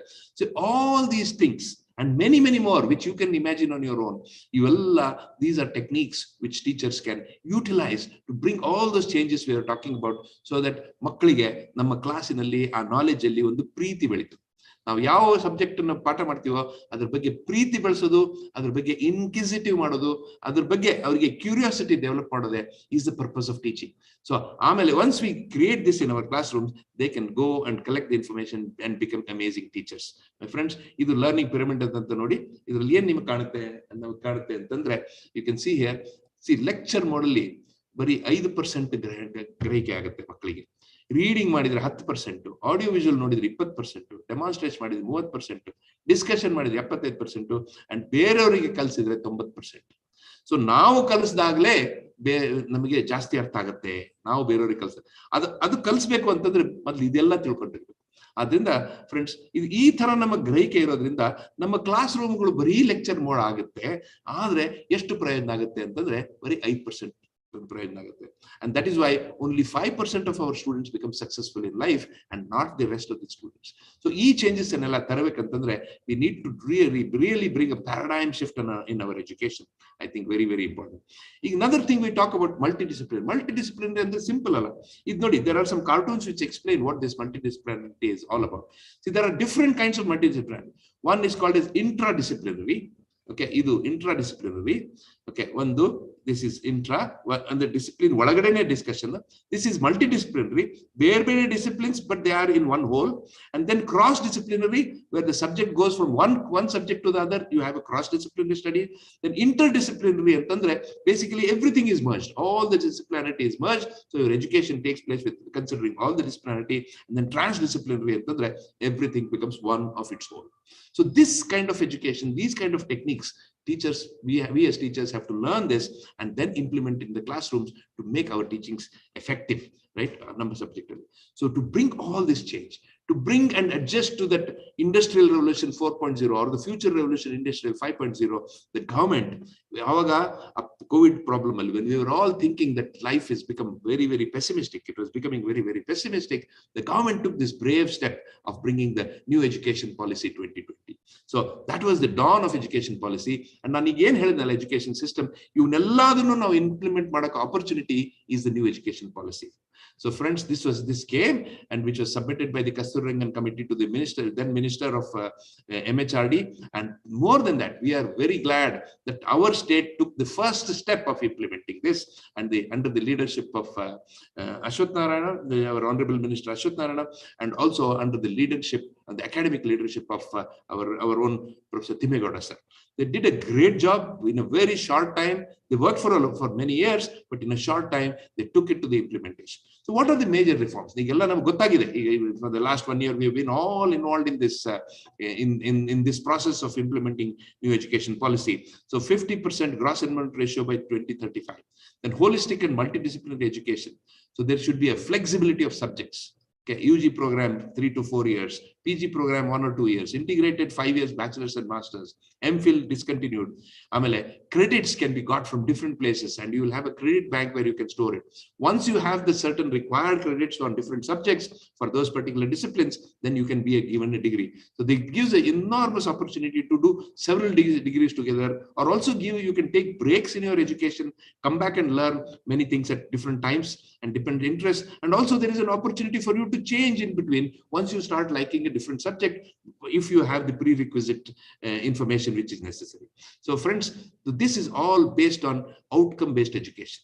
So outcome-based education, which actually involves, okay, first ನಮಗೆ outcome ಏನ್ ಬೇಕು, ಇದರಿಂದ ನಾವು graduate ಆಗಿ ಏನ್ ಆಗ್ಬೇಕು ನಮ್ಮ ಮಕ್ಕಳು, ಎಲ್ಲಿ opportunities ಇದೆ, what are the jobs which are necessary, where are the different kinds of opportunities, not only getting jobs, but how do you create jobs? And not only that, how do you become scholars in a different field? Our outcome now, we have to plan our lessons and the way we conduct our whole education system, right from curriculum design, syllabus, etc., etc. So you see here, outcome-based education, design of curriculum, outcome-based attributes and opportunities ನೋಡ್ಬೇಕು. Based on that, you design your curriculum. Based on that, you develop the pedagogy or the andragogy, as I mentioned, ಪಾಠ ಮಾಡೋ ರೀತಿ. ಅದಾದ್ಮೇಲೆ assessment, examinations ಯಾವ ತರ ಮಾಡಬೇಕು. ಎರಡು ತರ, formative assessment and summative assessment. Formative ಅಂದ್ರೆ during the process of education, and summative assessment ಅಂದ್ರೆ at total at the end of the education or at the end of different stages of education. ಇವನ್ನ ಹೆಂಗ್ ಮಾಡಬೇಕು, so that we are taking those students along the Bloom's level ಇಂದ ಒಂದು ಲೆವೆಲ್ಗೆ. So ನಾನು ಇದನ್ನೆಲ್ಲ design ಮಾಡ್ಬೇಕಾದ್ರೆ ಬ್ಲೂಮ್ಸ್ ಲೆವೆಲ್ ಇಟ್ಕೊಂಡ್ಬಿಟ್ಟು ನಾನು ಕೆಳಗಿಂದ ಮಗುನ from the information level to the creativity level ಹೇಗೆ ತಗೊಂಡು ಹೋಗ್ಬೇಕು ಅನ್ನೋದೇ is the design of the new curriculum. So then we can say that we have attained the outcomes. So friends, what is the new education policy is nothing but the students decides what to study, when to study, where to study, and how to study. ಮಕ್ಕಳಿಗೆ ಯಾವ ಬೇಕೋ ಅದನ್ನ ಕಲೀಲಿ. But ಹಂಗಂತೇಳಿ there is no role of teachers ಅಂತಲ್ಲ. The teachers have a bigger role to help the student understand what to study, when to study, where to study, and how to study. Because children don't know, so we need to guide them. ಅವ್ರಿಗೆ guide ಮಾಡ್ಬೇಕಾದ್ರೆ ನಾವು ಎರಡು ಮಾಡ್ಬೇಕು. ನಮಗೆ subject knowledge, business knowledge, outcome knowledge ಇರಬೇಕು. Plus we need to understand our students. ಅವರಿಗೆ ಬೇಕಾದ ರೀತಿಯಲ್ಲಿ ಅವರಿಗೆ ಬೇಕಾದ ಜ್ಞಾನವನ್ನು ಕೊಟ್ಟರೆ ಅವರ ಜೀವನ ಉದ್ಧಾರ ಆಗುತ್ತೆ. They will be able to adapt to the circumstance of the world which is going to happen in the front. Okay, ಆ ತರ ಇದೆ. So this 2020 is the dawn of student-centric education in our country. Illi tanka it was teacher-centric, okay, which was very good, which gave a lot of literate people. It has brought big change in India, made India very, very progressive. We have all produced more than 30% of the population is middle class, even though the population is huge, 1.3 billion. Ishtella idru, ella adbhuta agide. But now we have the critical mass. We now have the ability. We have the institutions. We have capable teachers. We have everything which is available to take off from here to start implementing the student-centric education. Of course, idella niಮಗೆ structure ಗೊತ್ತಿದೆ. ಇದ್ರ ಬಗ್ಗೆ ನಾನು ಮಾತಾಡೋದು ಬೇಕಾಗಿಲ್ಲ. The 4 years courses, the degree courses, and the master's courses. The first year after is for understanding and exploration and employee skills. Second year really focus and immersion, ಅಲ್ಲಿ supervisory skills. Okay, ಆ ತರ ಬರುತ್ತೆ. Third year ಆದ್ಮೇಲೆ focus and immersion again, where you have a choice of academics or industry, where the choices are changed. Then you have a master's degree, and then you have an interesting 4th year degree, which is an honors degree with research or without research. So this gives you a lot of opportunity. I think we've all gone through this several times. Okay, very interesting, and also we are developing people for deeper concentration. That means on research, specialized jobs. As I said, there will be more intellectual jobs in the future, more than manual labor. Machines will do the manual labor, but to make the machines do, we need some specialized jobs, and then entrepreneurship. Not only we look for jobs, but we start creating jobs for others to get jobs. So ಇದನ್ನೆಲ್ಲ ಕಲಿಸಬೇಕಂತಂದ್ರೆ this is a beautiful design of a 4-year course where we can go through this. Okay, so friends, it's the outcome-based education convinces you of not only the depth of the knowledge in the discipline, but also gives you this T-shaped curve, which says we also need to develop the skills and abilities. A skill ability idre now ಈ discipline knowledge and use ಮಾಡಬಹುದು. ಇಲ್ಲ ಅಂದ್ರೆ discipline knowledge will remain only for the examinations, only for the results, and it will not carry much in their life, in the abilities which are required. So the personal and interactive skills have to be developed. Knowledge and intellectual ability skills have to be developed. Then we have basic skills and understanding has to be developed, and then workplace skills and applied knowledge has to be developed. So the curriculum is designed something like this. Over the 4 years, we have a lot of extensive skill-oriented, okay, both the personal value skills and the activity skills, personal skills are developed here, and then the subject knowledge, and also this is the technical skills which are necessary for them to get different opportunities in the future. A second year, third year, fourth year, hodange, the amount of skills required becomes less, and slowly the focus and the concentration on the particular subject, on the discipline goes on increasing. And also you have concepts of self-learning with different techniques. And as I said, different methods of pedagogy and andragogy can be utilized so that all these abilities are developed in the child. Okay, and that is how the whole design of the curriculum takes place. Plus, there are other beautiful reforms. Again, we don't have to go into this one. 40% of the credits can come from online education. Okay, and 40% of the education comes from online means ನೀವು ಕಾಲೇಜಿಂದನೇ ತಗೋಬೇಕು, ಈ ಕಾಲೇಜಿಂದನೇ ತಗೋಬೇಕು ಅಂತೀನಿ. ಎಲ್ಲಿಂದಾನು credit ತಗೊಂಬನ್ನಿ, online ತಗೊಂಬನ್ನಿ, ಬೇರೆ institution ತಗೊಂಬನ್ನಿ. But ಆ ಮಗುಗೆ ಏನ್ ಬೇಕೋ ಅದನ್ನ, ಆ ಇನ್ಫಾರ್ಮೇಶನ್, ಆ ಕ್ರೆಡಿಟ್ ತಗೊಂಡ್ಬಂದ ತಕ್ಷಣ you can go progress in life. And also there is something called as formative and summative assessment. Formative assessment ಅಂದ್ರೆ ಆಕ್ಟಿವಿಟಿ ಬೇಸ್ಡ್ ಟೀಚಿಂಗ್. ಸೊ ಎಲ್ಲಾ responsibilities of teacher. The teachers cover the syllabus. Right? So I keep telling what is so obscene about the syllabus that we are trying to cover it. How do we open this syllabus to the children? Adu madbekantandre our kadeyindane kelsa madisbodu. We can reduce the amount of work which the teachers do. The workload becomes less, okay, but they can get a lot of activities to be done by the students where they learn on their own, and that experience for the student is more important than the knowledge which we give inside the classrooms. So teaching sensory, of course idrinda munde namage sir heltare about teaching intensive universities, research intensive universities, and then autonomous degree. Every college becomes an autonomous degree college, etc., etc. So this is a beautiful way where the students can decide how they need to progress. And of course the education will inevitably become online education, hybrid education, and classroom education. So the benefits because online has more benefits than classrooms. In some, classroom benefits are more than online. We have to get used to it. Thanks to Corona, we started learning so many things about technology and using this in education. I'm sure it'll hold stead for a long time, because that is how education is going to be in the future. If we don't do that, okay, we begin. And then so the curriculum general structure, we know we have different kinds of courses: the AECC, the DSC, DSCC, SEC, VBC, OEC, VC, IC, and the languages, etc., which are all utilized and can be utilized very effectively to achieve those kind of graduate attributes which we talked about. ಇದನ್ನೆಲ್ಲ combine ಮಾಡಿ ಯೋಚನೆ ಮಾಡಿ ನಾವು implement ಮಾಡಿದ್ರೆ, class ಅಲ್ಲಿ implement ಮಾಡಿದ್ರೆ, ಇದೆಲ್ಲ ನಮ್ಮ ಟೀಚರ್ಸ್ ಗೆ ಇರೋ ability. There is nothing new in this, but the question is we need to now think more about the students, their requirement, and then we can have our education system which will become very useful. Okay friends, again ನಮಗೆ ಗೊತ್ತಿದ್ದಂಗೆ there are so many things ಇದನ್ನ ಹೇಳಿದೆ, but so there is an OBE framework has to be created, right? So ಒಂದು ನಾವು ಏನು ಮಾಡ್ತಾ ಇದೀವಿ ಅಂತಂದ್ರೆ, ಆ ಪ್ರೋಗ್ರಾಮಿಗೆ ಒಂದು ವಿಷನ್ ಇರಬೇಕು, ಒಂದು ಮಿಷನ್ ಇರಬೇಕು, ಪ್ರೋಗ್ರಾಮ್ ಆಬ್ಜೆಕ್ಟಿವ್ಸ್ ಇರಬೇಕು, ದೆನ್ ಪ್ರೋಗ್ರಾಮ್ ಔಟ್ಕಮ್ಸ್ ಇರಬೇಕು, ದೆನ್ ಕೋರ್ಸ್ ಔಟ್ಕಮ್ ಇರಬೇಕು, then teaching and learning outcomes, TLOs ಅಂತ ಇರಬೇಕು. ಇವೆಲ್ಲವನ್ನು ನಾವು ಪ್ರಾಪರ್ ಆಗಿ ಮೇಲಿಂದ ಕೆಳಗೆ ನಾವು ಡಿಸೈನ್ ಮಾಡಬೇಕು. ವಿಷನ್ ಇಟ್ಕೊಂಡ್ಬಿಟ್ಟು, ಓಕೆ, ಔಟ್ಕಮ್ ಇಟ್ಕೊಂಡ್ಬಿಟ್ಟು we have to design this whole process. ಇದರಲ್ಲಿ what comes is class planning of classes, execution in the classroom, or teaching methods, or pedagogy or andragogy, then assessment methods. ಇವೆಲ್ಲನೂ ತಗೊಂಡು, because we need to take them along the Bloom's taxonomy levels, ಅದನ್ನ ಮಾಡಬೇಕು. So implement design ಮೇಲಿಂದ ಕೆಳಗೆ ಮಾಡಿದ್ರೆ, implementation ಕೆಳಗಿಂದ ಮೇಲೆ ಹೋಗಬೇಕು.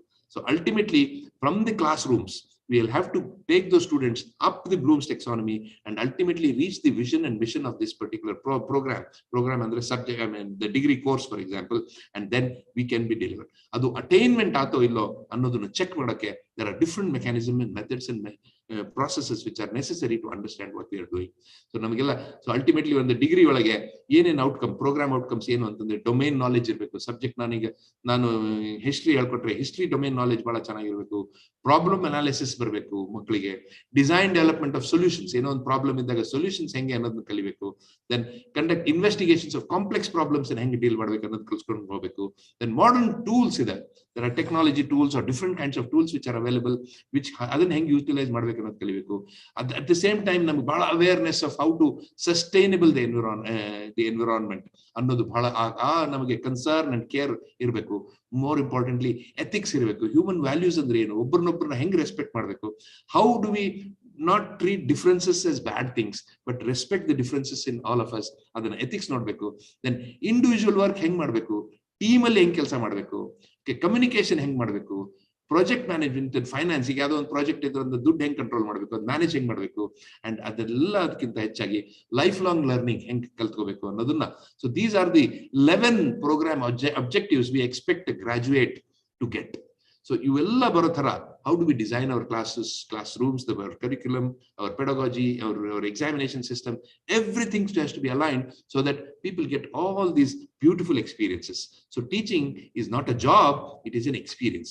So teaching, learning is an experience, it can happen only. So friends, okay, how much time do I have, Deepa? So it's already 3, sir. Okay, 3:15, so I have another yes. Okay, I'll finish in 2 minutes. Yeah. Okay, thank you. Okay, so we saw this industrial revolutions 1.0, 2.0, 3.0, 4.0, and people are talking 5.0. So we need to also evolve along with the requirements of the industry, requirements of the jobs, so that our children will become useful somewhere to the society, and they'll do some wonderful things for human civilizations, right? So we need to evolve through this. So friends, I mean, looking at the field of science, we are very proud of our great ancient scientists, Aryabhatta, Varahimira, Brahmagupta, Sushruta, Charaka, ಇವರೆಲ್ಲ ಅದ್ಭುತವಾದ contributions ಕೊಟ್ಟರು. ಆಮೇಲೆ many scientists came in the early 19th century. Jagdish Chandra Bose, Prafulla Chandra Bose, Satyendranath Bose, Meghnad Saha, C.V. Raman, Subhash Mukhopadhyay, Homi Jahangir Baba, Arvind Govind Khurana, Vikram Sarabhai, amazing things. But now we have only very few scientists or people with different capabilities. For example, in science, because of my experience in science, like C.N.R. Rao, very few people are there. So it's time for us to produce even many more wonderful people which the world acknowledges. So, friends, namagella ಏನು ಅಂದ್ರೆ Bharata should become the Vishwa Guru, right? Because knowledge is our power. Our country, for our country, knowledge is the power. How do you utilize this knowledge to make that Vishwa Guru? How to make that Atma Nirbhar Bharata? Okay, we respect all the great achievements of the past scientists, but the question is, now we want to get into the modern world. We want to make a difference in the modern world. We want to become the best in the world along with others and not against each other.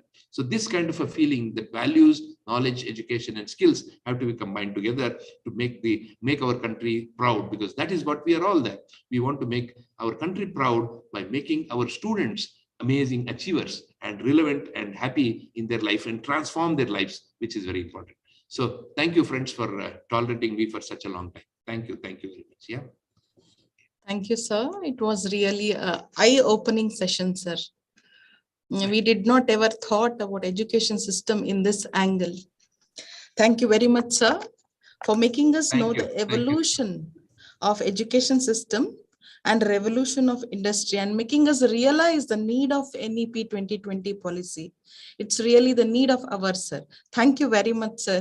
Thank you, Deepa. Thank you very much. I request all the participants to post their queries in the chat box, so that experts will answer those queries after both the sessions. Thank you. After knowing the philosophy behind NEP 2020, in the next session, let us know in detail more about its implementation in Karnataka state.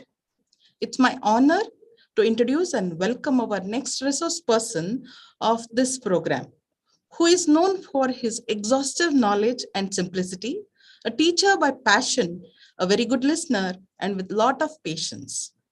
It will not be wrong if we address him as Pitamaha of NEP 2020, as he is leading the task force on the implementation of NEP 2020 in Karnataka state, none other than Professor B. Timmegowda, sir. Sir completed his postdoctoral and collaborative research in USA, Germany, and Japan. He was a postdoctoral research fellow during year 1982-82 at the Hydrocarbon Research Institute, University of Southern California, Los Angeles, USA. Currently, he is serving as Vice Chairman, Karnataka State Higher Education Council. He was VC of Undivided Bangalore University from 2013 to 2017. He was appointed as first VC of Karnataka State Rural Development and Panchayat Raj University, Gadag, in the year 2017, a first of its kind in the country. He was awarded the prestigious Alexander Humboldt's Research Fellowship in the year 1992. He has been decorated with Rotary Award, Mysore University Golden Jubilee Award, and Lifetime Achievement Award from Indian Council of Chemists. And the list goes on. Sir, with your permission, I hand over the session to you, sir. Over to you. ಎಲ್ಲರಿಗೂ ನಮಸ್ಕಾರ. ಈ ಅವಕಾಶಕ್ಕಾಗಿ ಮೊಟ್ಟ ಮೊದಲಿಗೆ professor Shivaprasad ಮತ್ತು Karnataka state higher education ಅಕಾಡೆಮಿಯ ಇತರ ಸ್ನೇಹಿತರನ್ನ ವಂದಿಸ್ತೇನೆ. ತಾವೆಲ್ಲ ಅಧ್ಯಾಪಕ ಮಿತ್ರರು ಇಂದಿನ ಇಂಟರಾಕ್ಟಿವ್ ಸೆಷನ್ ಅಂತ ನಾನು ಹೇಳ್ತೇನೆ, more than what we present.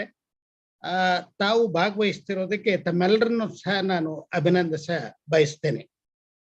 ನಾವು ಈ ವರ್ಷ ದೇಶದಲ್ಲಿ ಮೊಟ್ಟ ಮೊದಲನೇ ರಾಜ್ಯವಾಗಿ NEP 2020 ಕಾರ್ಯರೂಪಕ್ಕೆ ತರಬೇಕಾದ್ರೆ ತಾವೆಲ್ಲರೂ ಕಾರಣ. ತಾವೆಲ್ಲರೂ ಇಲ್ಲದೆ ಇದ್ರೆ ಇದನ್ನ ನಾವು ಇಂಪ್ಲಿಮೆಂಟೇಷನ್ ಮಾಡಲಿಕ್ಕೆ ಸಾಧ್ಯ ಆಗ್ತಿರಲಿಲ್ಲ. ಇದರಲ್ಲಿ ಎಲ್ಲರಿಂದ ಆದಿಯಾಗಿ ಪ್ರೊಫೆಸರ್ ಶಿವಪ್ರಸಾದ್ ಅವರಿಂದ ಹಿಡಿದು ಎಲ್ಲ ಅಧ್ಯಾಪಕ ಮಿತ್ರರು ಇದರಲ್ಲಿ ಭಾಗಿಗಳಾಗಿದ್ದಾರೆ. As a team work we have implemented it in Karnataka. It's only a trial what we have done. There is a long way to do it. We are only just limping. Therefore, very long way to go. It requires redrafting, restructuring, refining, revising, and other things before it takes real shape. We were in a dilemma whether to go ahead and implement it from this academic year or to go beyond to the next year, because as we were waiting for National Higher Education Qualification Framework. As you all know, now we are awarding degrees based on 2014 UGC notification or nomenclature of degrees, where they have prescribed the minimum eligibility, what are the requirements for awarding 3 years bachelor's degree or the honors degree, postgraduate and doctorate degrees in various disciplines. Now that would be replaced by the National Higher Education Qualification Framework. There won't be any rigid framework. I think at least many of you may have seen that draft National Higher Education Qualification Framework guidelines that has been notified, and they had invited the comments and feedback and any criticisms or suggestions. I think many of you may have also sent. We have gone through it. We have also sent our feedback, and we have also requested for some changes. Probably I would discuss some of these things in the course of my interaction with you. I won't say my lecture with you. Okay. You know from Professor Shivaprasad lecture, he is a role model for all the teachers. How effectively one can communicate whatever we know, whatever we collect and reorganize, that we can learn from his lecture.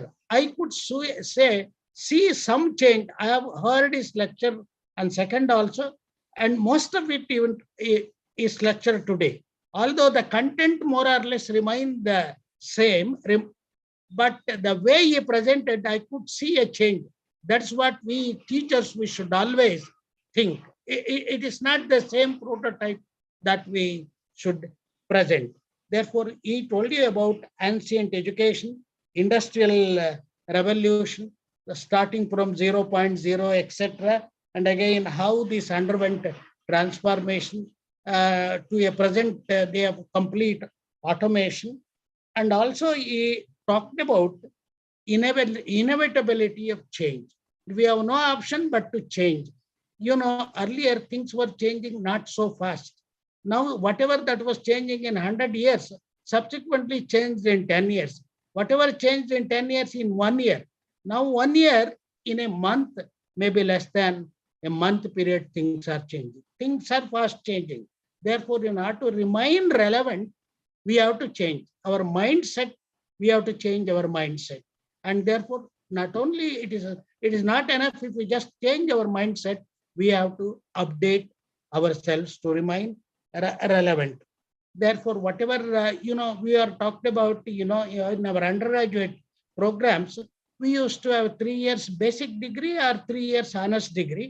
Both were of same duration, 3 years each. I am talking about the general education.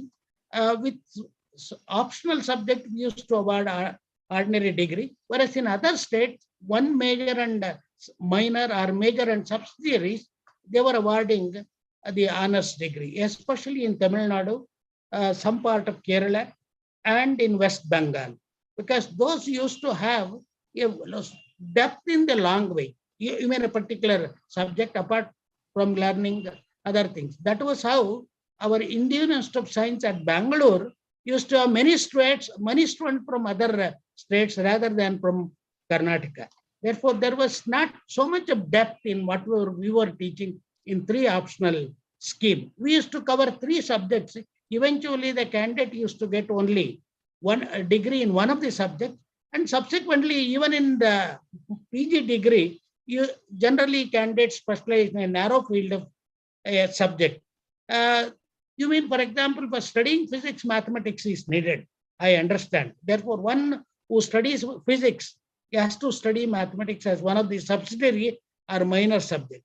As enforcing some other subject on him, probably the chemistry knowledge that is required, whatever the candidate learns at the PUC level may be more than enough for a students to study in physics, or whatever that is chemistry that is required to make physics. That can be studied as one of the special papers under specialized category. Instead, the candidate could have probably can study some other subject of his interest to improve his skill or improve his overall personality, all-round personality of graduate. For example, to give my own example, I was very much interested in studying mathematics. Therefore, immediately after my PUC, I wanted to go in for BSc mathematics with mathematics as major. I went to Tumkur. I had a chemistry teacher as a principal there. Therefore, he wanted somehow me to join for chemistry. Therefore, there was only PM or PC. Therefore, PC, if I were to take chemistry, I had to skip mathematics. I had reluctant to do it, but I was virtually forced to study chemistry. Leaving mathematics, I studied mathematics as minor. But all through, even after a year or two, I was thinking of going back, start with mathematics as major. That was the enforcement we had. Therefore, if we choose one of the subjects as a core subject, the other one, whatever that is essential, you can choose it as a subsidiary for some time or a minor subject. And you can concentrate on whatever that is relevant for getting, for producing a employable graduate with well-rounded or all-rounded personality. Therefore, in order to do it, that is the flexibility we enjoy in the new system. And then again, we have our own system of series of different categories of institutions. We have public university, private university, autonomous college, permanently affiliated college, temporarily affiliated college, and other types of institutions. Therefore, there will be one consolidation of all these things is going to take place. Therefore, there will be restructuring of all higher education institutions into 3 categories. Then what was happening in India, therefore elsewhere in Western Europe and I think even in Eastern Europe and in USA, if a college or if an higher education institution is offering a program, it will have the power to award degree. There is no affiliation system. We have virtually borrowed it from English system eventually. Therefore, it has taken several years to change over. Therefore, we are changing over to the usual world pattern now, the global pattern of 4 years undergraduate education with flexibility. Therefore, the candidate will have although we have choice-based credit system, although we call it a CBCS, are we really implementing CBCS in universities and colleges in the true spirit? No, we have only split the annual scheme into 2 semesters and enforcing subjects on the candidates. That flexibility is not there. In addition to that, we are not rich. We have several problems. Our students have maybe financial compulsions or other family compulsions, because our girls get married, they have to discontinue in between, and our boys may have some financial family problems, so they have to discontinue for a while. Even if he or she has studied the program for 2 years, he or she had to quit without any credit for whatever he or she has studied. Therefore, even now they are quitting, they are exiting, but without any credit for whatever they have studied. Therefore, you please don't think by allowing them to exit after 2 semesters or 4 semesters or 6 semesters, our student strength would go down. With the result, it would affect the workload. It will not be the case. The workload would go down only when we do not change, when we do not update ourselves, when we remain irrelevant, then the students won't come to us. The students may not take courses that we offer. Therefore, that would be the reason why the workload may come down. Not for all these reasons. Even if you allow students to exit after 2 semesters with certification, 4 semesters with diploma, 6 semesters with a basic degree, after 4 semesters honors degree, if it is a 5 years integrated program, at the end of 5 years, the candidate would get the master's degree. Therefore, there won't be any problem. It would not affect the workload. And also, the candidate used to take 3 optional subjects. What we have done in the present system, in place of 3 subjects, we actually wanted to allow the candidate to take 1 as major, take other 2 as subsidiaries or minors, because many of our faculty feared that the workload may drastically come down. Therefore, at least in the beginning year, to address their concern, we have introduced 2 core subjects and 1 open elective, in addition to the ability enhancement courses, which include the compulsory courses and the language courses, and there will also be value-added courses in addition to extension, co-curricular, extracurricular and extension activities. Therefore, what National Higher Education Qualification Framework tries to do it, and of course, as Professor Shivprasad explained, everything should be outcome-based. Therefore, whatever that is relevant, whatever that is useful to the candidate, one way or the other. Therefore, if the candidate takes a particular course, the outcome of the course, it should either improve its employability, it would improve his overall personality, or it would make him an entrepreneur. The one way or the other, it should be useful.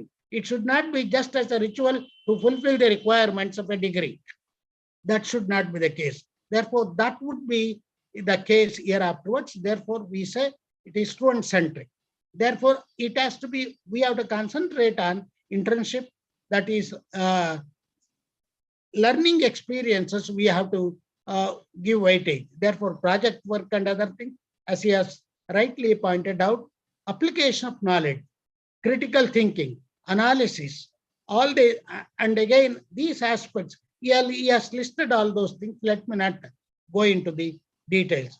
We have taken all these into account, and we have just requested our committees in different faculties to come out with possible program structures in their faculties.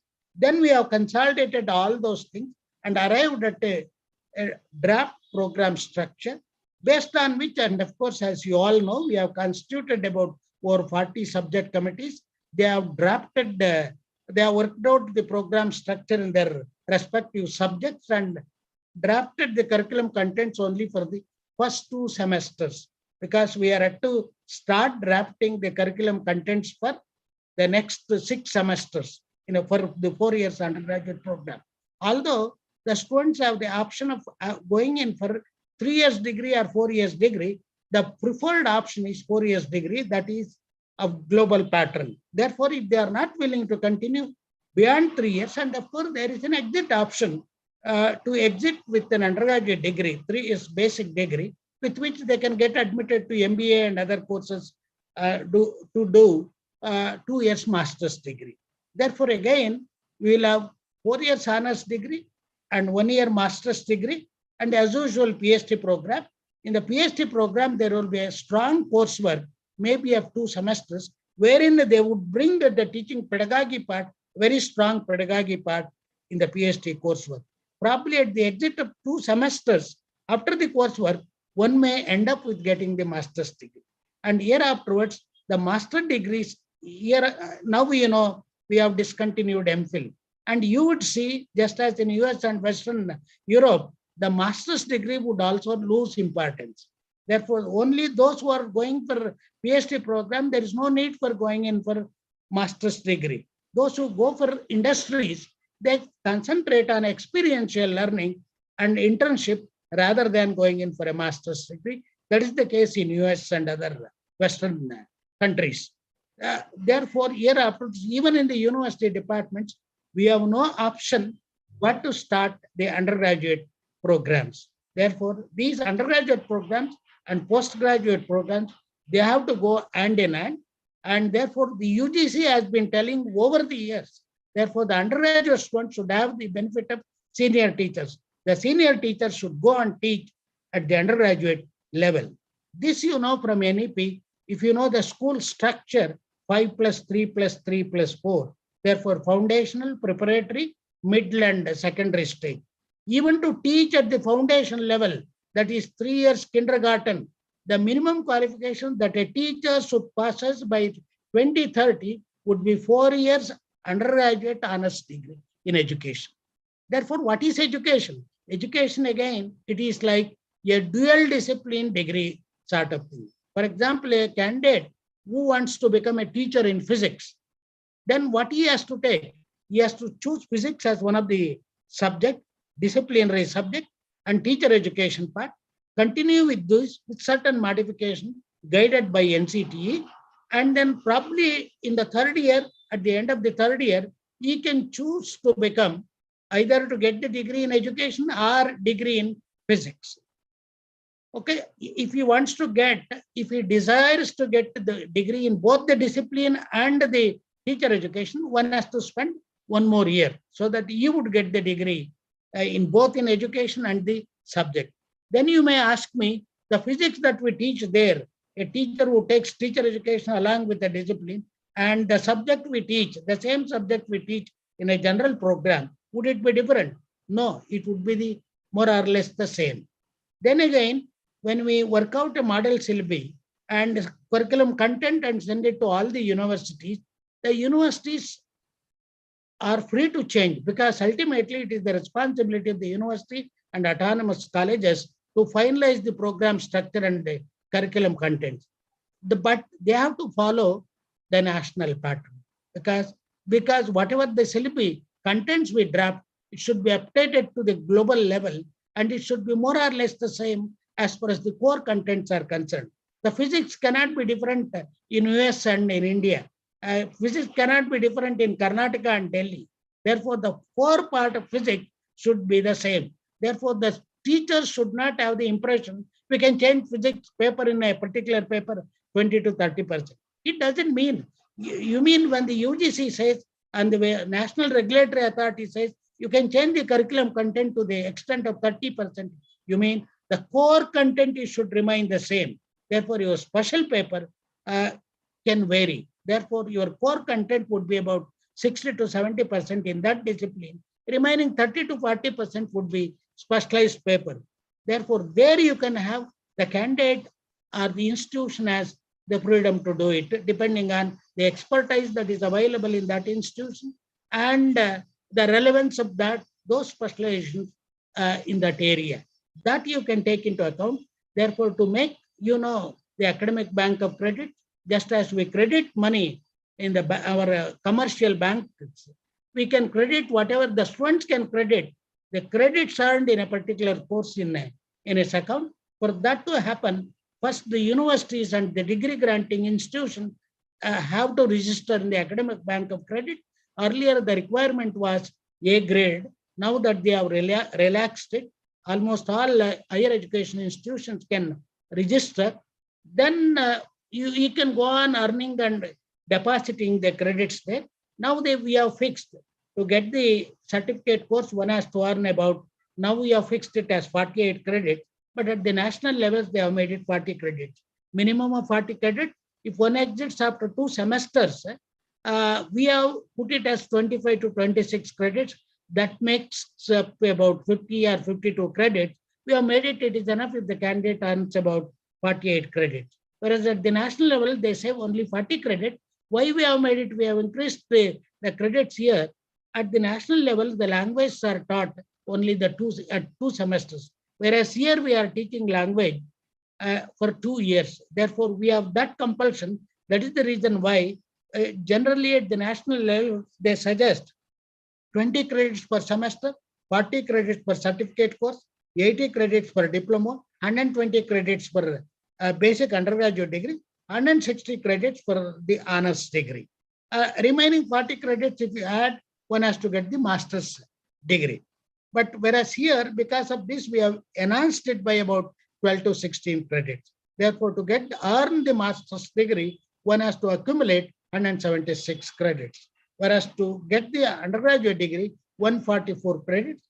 This we may have to revise. Therefore, once the national body, now the UGC or the AICT, they notify the National Higher Education Qualification Framework, it has to be quantified in terms of illustrative examples. That is in the qualitative forum. That is what we have asked them. You quantify. If you do not wish to specify the number of credits, what needs to be taken, etc., with illustrations, you explain a very discipline. That is what we have requested the UGC to do it. Therefore, once they do it, we can revise it and update it. And it will not be difficult. Probably if I go into the deeper aspects of it, probably I may confuse you. Let me not go into the deeper details of it. What the freedom that you enjoy to change it, it will have complete freedom of doing it. The institution will have the freedom. Not only the institution will have the freedom, the teachers would have the freedom. For example, if a teacher is offering a particular course in a particular program, as per NEP, the teacher enjoys the freedom that in the course of delivering that course, he will have the freedom to change if he comes to know, if he realizes or he or she realizes it would have been better if we had to added something else rather than this. He, with the permission of it, in consultation with that particular higher education institution, he can do it and effect the change, and he can get it ratified by the respective board of studies and academic council. But of course, we are not in a position to do it now, because in the affiliating system, if there is only single institution, an autonomous college, it can be done, but not in an affiliating university. It takes time. That is the reason by 2035, all our educational institutions should be grouped into research-intensive university. Research-intensive university, as you all know, is the one which gives equal emphasis for research and teaching-intensive university, whose emphasis on teaching, but at the same time, it conducts significant research. The third category would be degree granting autonomous college. It is like a mini university, and it will have all the powers of the other two categories of university, but its emphasis would be undergraduate teaching. It is not binding on that degree granting autonomous colleges to concentrate only undergraduate teaching. It is not prevented from conducting postgraduate teaching and conducting research also. There are no hard barriers among these three categories of institutions on fulfilling certain benchmarks and requirements. They can transit from one to the other category. Therefore, all present autonomous colleges and temporary and permanently affiliated colleges by 2030 have to get transformed into at least to the third category of institutions, degree granting autonomous colleges. Therefore, what will happen to those institutions which cannot get upgraded into at least to the third category of institution, degree granting autonomous colleges? If they are government colleges, they will become constituent colleges of the university. They will be directly administered by the university. Then what will happen to the private colleges? What one has to do to get upgraded into degree granting autonomous colleges? The first step would do to become multidisciplinary. Okay, you have to integrate these colleges, monodisciplinary institutions into multidisciplinary. The next stage is to achieve a minimum student strength of 3,000. Then you have to improve the NAAC grading. Then you have to improve the quality of teaching and research. Then fulfill the benchmarks that is going to be formulated by the National Higher Education Regulatory Council. Once you fulfill it, it can get upgraded into degree granting autonomous college. It has to happen by 2035, otherwise it will become. What will happen to the private colleges? I was telling on the second lecture, when I was in Bangalore University, out of 750 colleges we had at that time in Bangalore University, about 150 colleges had student strength less than 5,000. They were established for different reasons, mainly to become the study centers of open universities. Therefore, can we upgrade those colleges into degree granting autonomous institutions? It would be very difficult. Then what will happen? There will be amalgamation. There may be even swallowing of smaller fish by bigger fish. startup thing. All these things are clustering up colleges. You have to do it. When we have private institutions of different objectives, it may be very difficult to bring in homogeneity. Therefore, these things would be a difficult task. That is the reason why Andhra government has taken a decision. It has asked all the private colleges either to hand over the aided post or hand over the colleges. If they hand over the colleges, they would take over the burden of all the private colleges. If they hand over the aided faculty, they have to run with their own faculty. Eventually, there will be only public universities, public government colleges, government universities, and private universities. There is nothing like aided category of it. We have to prepare for it. Not only that, even the government institutions, higher education institutions, they have to think of becoming self-reliant. Therefore, we have to think of mobilizing resources. Therefore, you have to work out the cost part of it. Therefore, to rise up to that level, before you desire, we must deserve. Therefore, we have to upgrade ourselves in all these things. In order for that to happen, as you all know, the present UGC, NCT, and AICT get integrated into Higher Education Commission of India. It will have 4 verticals. Out of these 4 verticals, the first one is National Higher Education Regulatory Council, which deals with regulation.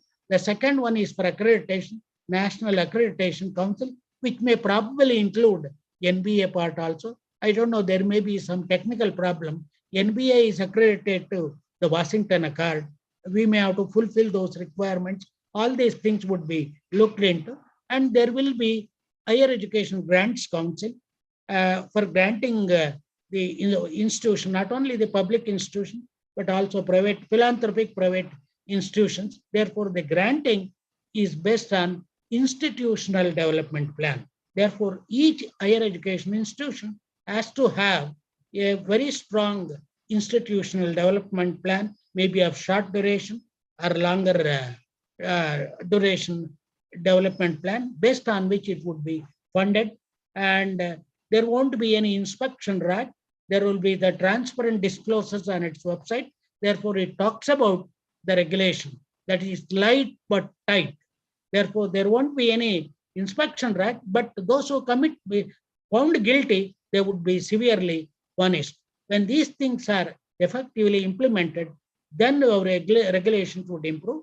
And in addition to that, there will also be, because an NEP, there will be the transformational change in all aspects of education, not only in curriculum, pedagogy, assessment, as Professor Shivaprasad has explained to you, how the 40%, 60%, it may become 60, 40%. Why we have lesser weightage for internal assessment, larger weightage for summative assessment, testing the memory of it rather than understanding of the candidate of the subject of a course. That is what we have to do it, because we are, to a larger extent, we the teachers are subjective. Therefore, we have to get graduated to objectivity. Once we become, then it has to be semester system. It should be overall formative assessment only. There should not be any summative assessment. Therefore, we have to reach that stage. It takes years together. I'm aware of it. There will be change in curriculum, updating and other things, whatever that is required.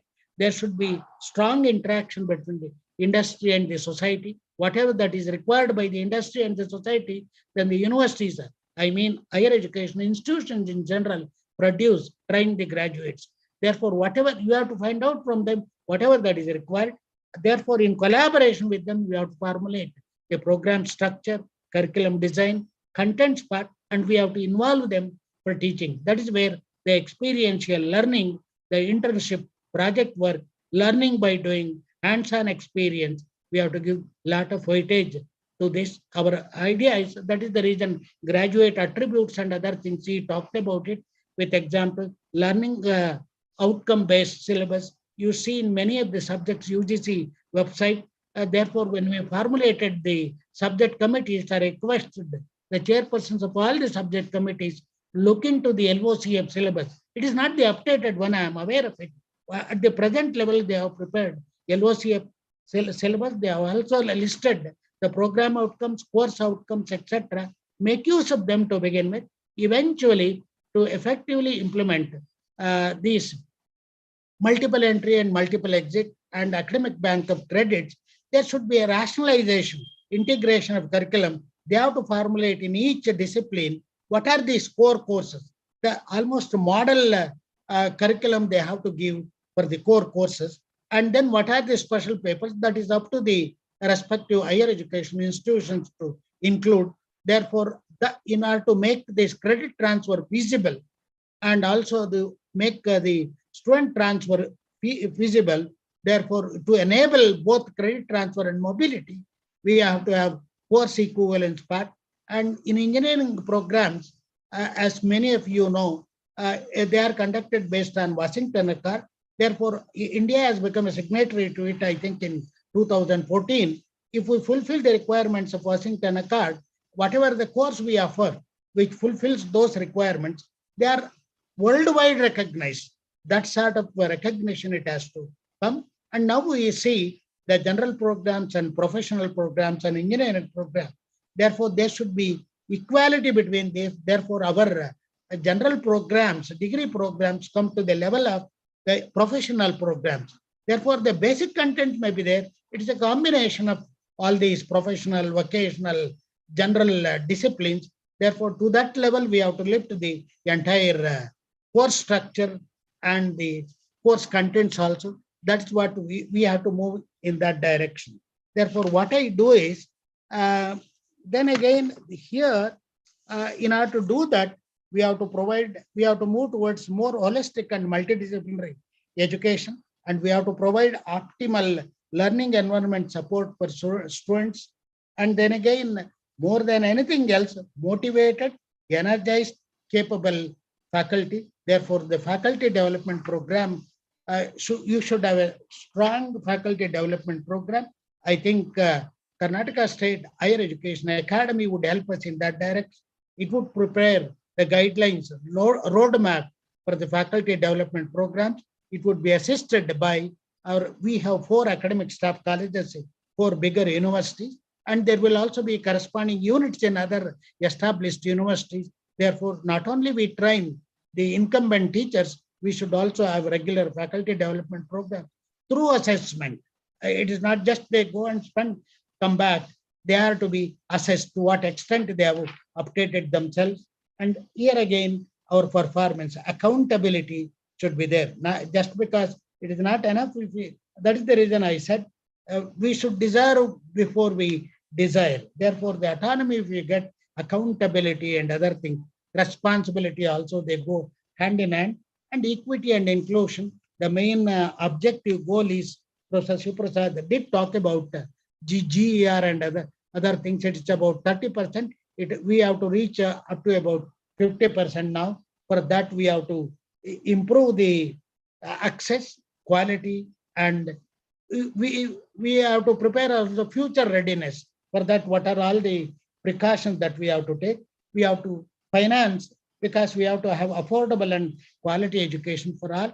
Therefore, in addition to the scholarship and free studentship, there should also be, instead of giving loans with certain percentage of interest, there should be interest-free loans should be allowed for those who are not eligible to get scholarship. Otherwise, it may be very difficult to afford education. There will also be internationalization of higher education. Once it happens, there will be campuses of foreign universities. 100 top universities may establish campuses here. Therefore, our higher education institutions, they have to become competitive, compete with those things. Otherwise, it would be very difficult to survive.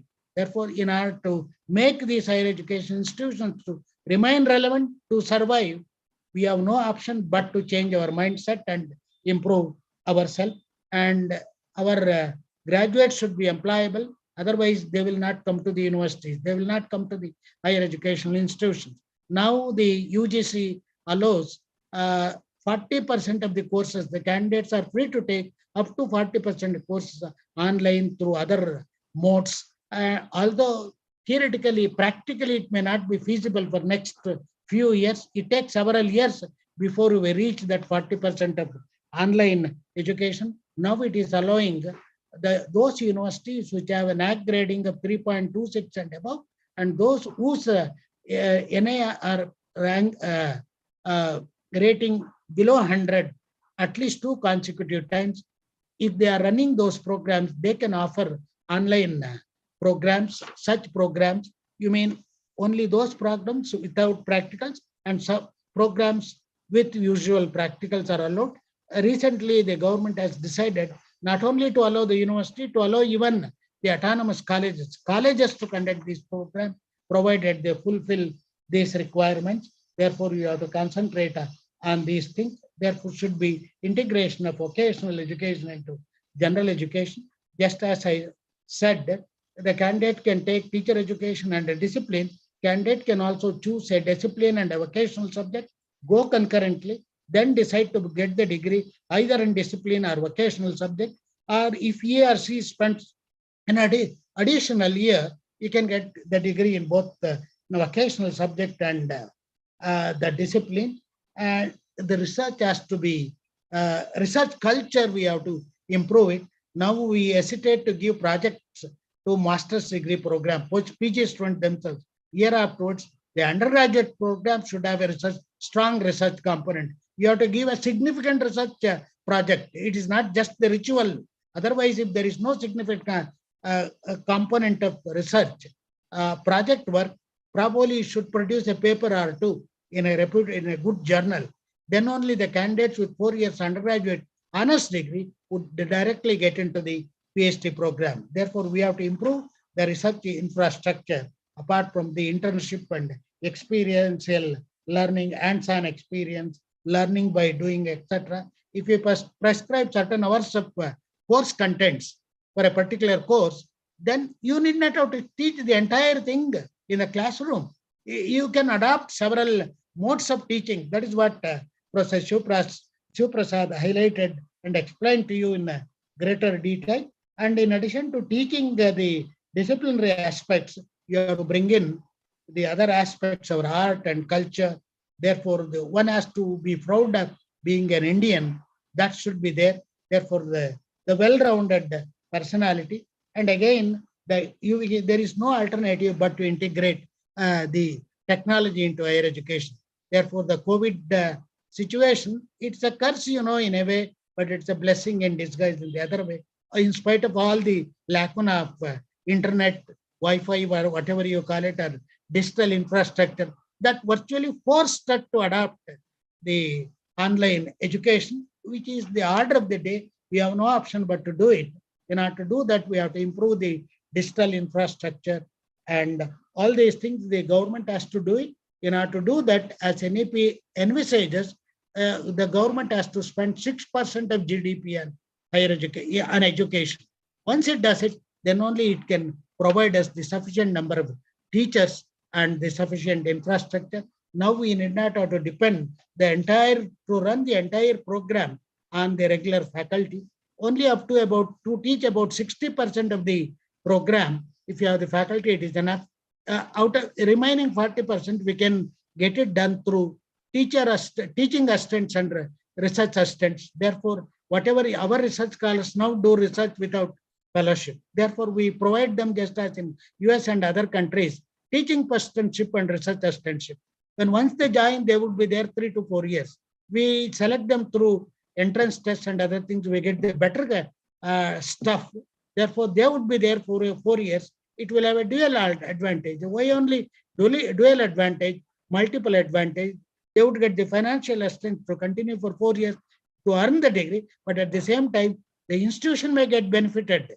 For lower wages, they can get the workload covered, but they also get trained in a way. Therefore, that is very, very important. Therefore, about up to 20 to 30%, we create research and teaching assistantship, apart from the research fellowship that the national agencies may offer. And the remaining about 10 to 15%, we can draw faculty from the industry and the society to teach the relevant courses. And therefore, promotion of Indian languages, etc. You mean the local medium to teach the subject. In order to do that, what we have to do it, we have to translate the contents, especially in science, into the local language. Therefore, there should be a strong translational team. That is the reason why I urge our language teachers, you not only teach only your essays and other things, you concentrate on whatever that is required for a student. Therefore, in order to do that, we have to, the communication ability we have to, and then our art and culture, that's what to do. In addition to that, you have to improve their vocabulary so that they can easily translate the translational paper we can bring in languages. Otherwise, what happens is, although we prescribe 4 papers in the first 2 years in Karnataka for languages, nationally they prescribe this many credits are required. It's enough if the students earn. Remaining credits he or she can earn from other discipline and other aspects. The candidate, although we offer language for 4 semesters, the language may end up in taking only 2 papers. Therefore, unless we make them interesting, make them useful, then they may not go in for it. And what may happen eventually, there may be even some teachers may come up with some online course in the languages. There are no subjects without practicals. They may take online courses. Therefore, in order to remain relevant, we have to update our content. We have to think of student-centric, not whatever that we think of relevant. Whatever that is relevant to student, whatever that is useful to the student, that's what we have to think of. Otherwise, it would be very difficult. These are some of the aspects I wanted to discuss. I want to spend more time on probably discussion. I would just run through some of my slides for your information. Can I make a presentation? Okay, share the screen. I do that.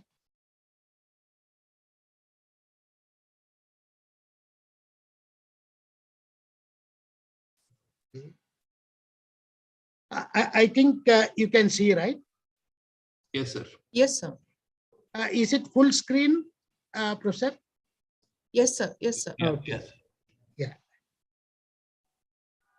I've only highlighted what are the highlights of national education policy. I've already sent this, my PPT of my presentation. I've emailed it. I couldn't send it today. I've emailed it. Not only that, I've emailed the draft regulation that we are using for this purpose, and also the annexures to the regulations. I have sent it. You please share all these things with the participants. Not only the PPT of my presentation, the draft regulation, and also the annexure to the draft regulation is described. They can go through it, based on which they can ask me questions. I have received about 46 to 47 questions. I could not find time to answer them. In the meantime, I would answer and give you. I may get some of these questions today also. Then summarize all things, generalize these things, pick up these things. If the repetitive questions I avoid, and try to do it and send it to you along with the reply. Some of the questions probably Professor Shivprasad may have to answer. This is what I have listed. Let me not explain why all these things. What is the background and objective of it? It is to develop knowledge, skills, values, and dispositions. Therefore, why all these things? What is the inevitability of transformation? Yes, explained in greater detail. Therefore, the pedagogy must evolve to make education more experiential, holistic, integrated, inquiry-driven, discovery-oriented, learner-centered, discussion-based, flexible. I know, I understand. It is very difficult to achieve all these things immediately. There is a long way to go, but we have no option but to adopt these things. Therefore, the whole idea is to bridge the gap between the current state of learning outcomes and what is required in the 21st century. It should be bridged through the transformations, the changes that we have to make. Therefore, it is to bring the highest quality, equity, and integrity into the system, that is right from early childhood care and education through higher education. How do you help school education? That is by preparing better teachers. Therefore, if we prepare better teachers, the school education would improve, we get better input, our output would be much more better. That is where we have to do it. Therefore, as I have already mentioned, NEP proposes the revision and revamping of all aspects of education structure, regulation, governance, etc. It lays particular emphasis on the development of the creative potential of each individual. Professor Shivprasad talked talked about EQ and IQ, etc. Let me not go into the details of it. That is, as he has rightly mentioned, it is based on the principle that education must develop both the foundational capacities of literacy and numeracy and higher order cognitive capacities such as critical thinking, problem solving, social, ethical, emotional capacities, and disposal. All these things you have to incorporate in your curriculum, whatever may be the discipline the candidate may specialize.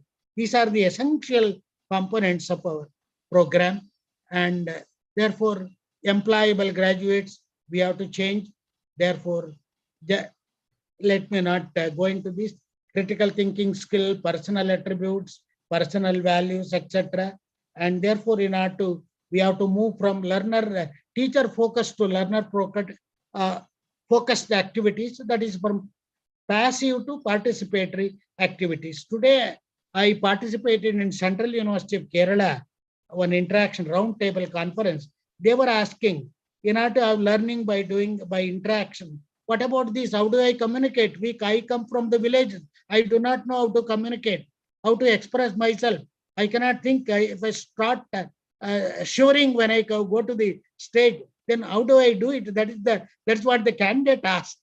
Therefore, that is where their communication ability at the points that Professor Shiv-Prasad stressed, these things are to be inculcated. Okay, your communication ability and other things, that's what you have to build. Therefore, what it has to happen? Imaginative and flexible curricular structure, it has to happen. And you have to lower the load so that they get enough time for free thinking, application of knowledge, therefore problem solving. Therefore, how do we do it? When they exit after 2 semesters, certificate course, after 4 semester diploma, after 6 semesters degree. Why all these things? It is simply put it in engineering terms. One who has the capability to solve well-defined problems. Okay. The second stage is ability to solve moderate problems. Now, what is the third stage? The ability to solve complex problems. What is the fourth stage? To design and have its own part. To that extent, if you explain it in simple terms, that is what the level of NSQ, National Skill Qualification Framework. That is how our certificate, diploma, degree, honors degree, master's degree are equated to, aligned to National Skill Qualification Framework. It is not just enough if you aligned it on paper. We have to incorporate those things to bring in those capabilities in our certificate holders, diploma holders, degree holders, etc. And it talks about integrating arts with STEM, science, technology, engineering, and mathematics. Especially, it is very important. What are the advantages of it? That is because it increases creativity and innovation, problem-solving abilities, higher order thinking skills, communication skills, teamwork, social and moral awareness, in-depth learning, flexible and innovative curricula shall include all these. That's what Professor Shiv-Prasad stressed. And again, although you have 3 years or 4 years degree with exit option, etc., therefore, although we have in our regulation, if you go through the draft regulation, we have not specified any period to get into it. If one exits, we have not said he has to come back within 2 years or 3 years or 5 years or 10 years. We have left it open, but there is a limitation. Academic Bank of Credit says if the candidate has to credit his credits earned there, therefore that has a validity of only 7 years, maximum of 7 years. Unless the ABC introduces then relaxes this condition, then it is valid for 7 years. That one has to bear in mind. There will be 1 year master degree, 2 years master degree. You need not have to have parallel 2 years and 1 year master degree. In the 2 years master degree itself, for 4 years honors degree holders can get into the second year. Lateral entry one can allow. All these possibilities will be there. Directly 4 years honors degree holders with the degree, strong research component can get into PhD, in addition to the existing master's degree holders. And there will also be fast track and slow track year afterwards. One can get the 3 years degree in N-1 semester. One may get the 4 years honors degree in 7 semesters. Therefore, the number of credits are assigned. What are the credits one should get in 4 courses? Discipline electives, and other components of the program structure. That will only be defined. Otherwise, one can accumulate. Once he fulfills, he can redeem those credits to in terms of either certificate, diploma, or degree, or honors degree, or master's degree. Therefore, depending on depending on the bank balance, we may buy a site, we may buy an apartment, or we may buy a bungalow with 1 floor or 2 floors, etc. Likewise, depending on the credits we deposit, relevant credits we deposit, we can have certificate, redeem those credits in terms of certificate, diploma, and degree, or honors degree, etc. That is the freedom that one enjoys.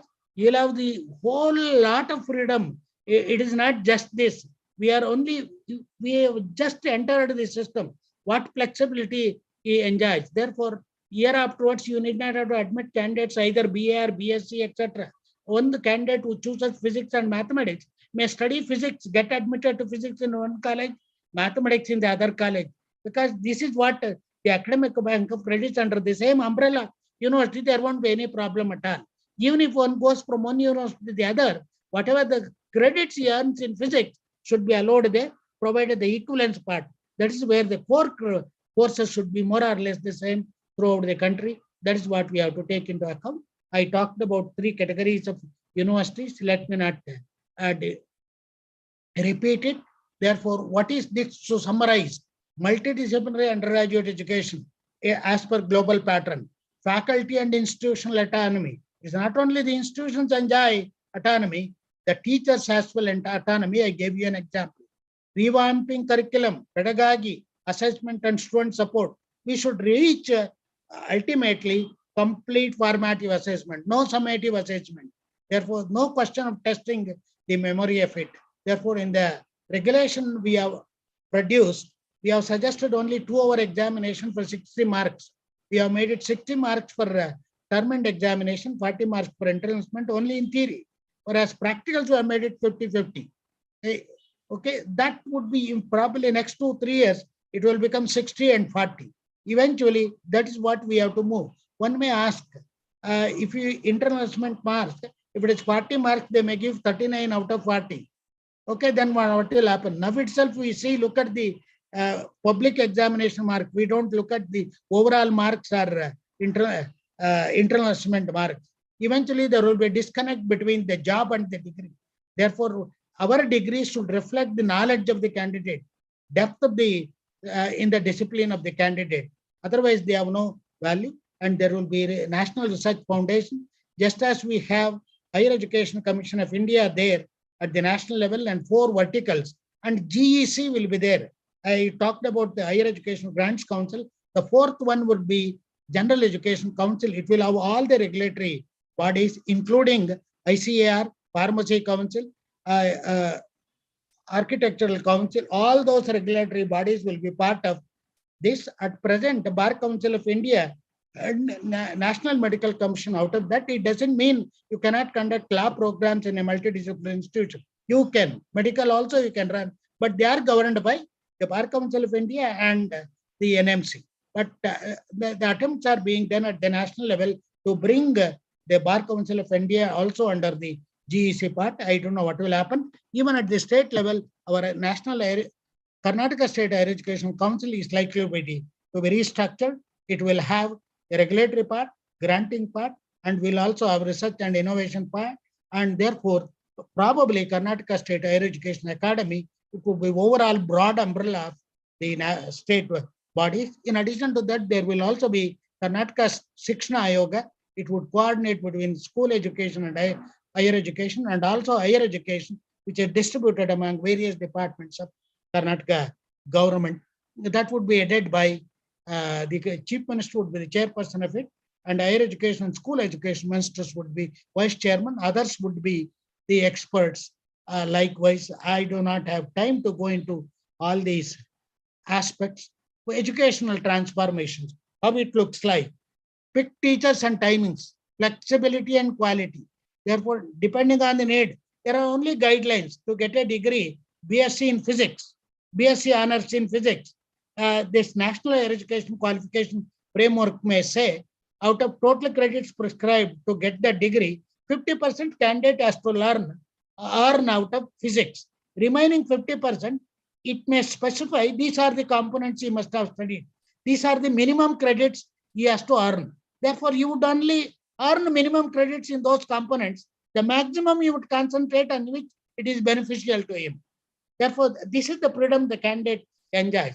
Out of the 50% of the credits that the candidate has to earn, even in the discipline, that some part may be about 40%, maybe in the core courses, maybe 30 to 40%, 10 to 20% may be specialized papers.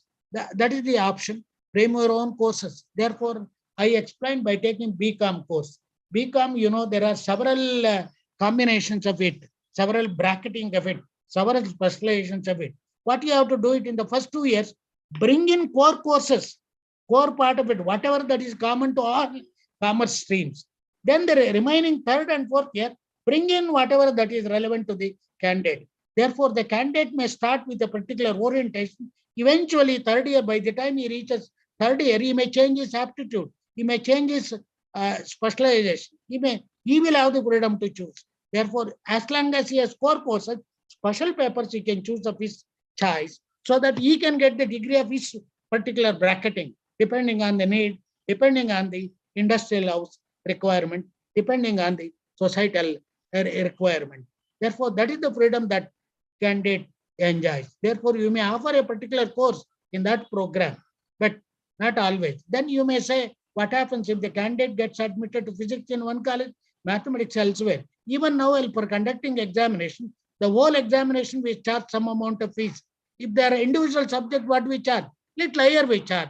Therefore, if you go to different college, they may charge fees to the little higher. That they are prepared to do it as long as they are well delivered and with strong infrastructure for practicals, for subject with practicals. For subjects without practicals, unless we deliver good, probably they may opt for eventually, if our digital infrastructure, internet and other things are good, and through interactive mode also they can learn. Many of them may offer, go for online programs. The dual mode, even in this, dual mode can be followed. The whole thing I have summarized this is what you find in academic bank of credits. Okay, how you do it? Any mode you can learn, any type of degree you can design. You may start with particular degree, the first year, second year, third year, fourth year, you may decide I would get degree. I'm interested in this, not in this. In order to get that degree, National Higher Education Qualification prescribes what should be the core courses you must have taken, what must be the specialized courses you must have taken. That is what is specified. Core courses remain the same for all disciplines, all specializations. What you would do is make up these things, make up these specialized courses, because language is common, ability enhancement courses are common, open electives is standard choice, and extracurricular activities and compulsory courses are common. Only thing is he has to change the courses in the third and fourth year. Therefore, that is the flexibility. Therefore, when he gets matured, he thinks this is suited. Whatever I have chosen doesn't suit me. Then he would have the freedom. That is what we said, student friendly, student centric. Okay, likewise, therefore, even the governance of higher education institution would also change. As per NEP, there will be board of governors as emphasized in NEP.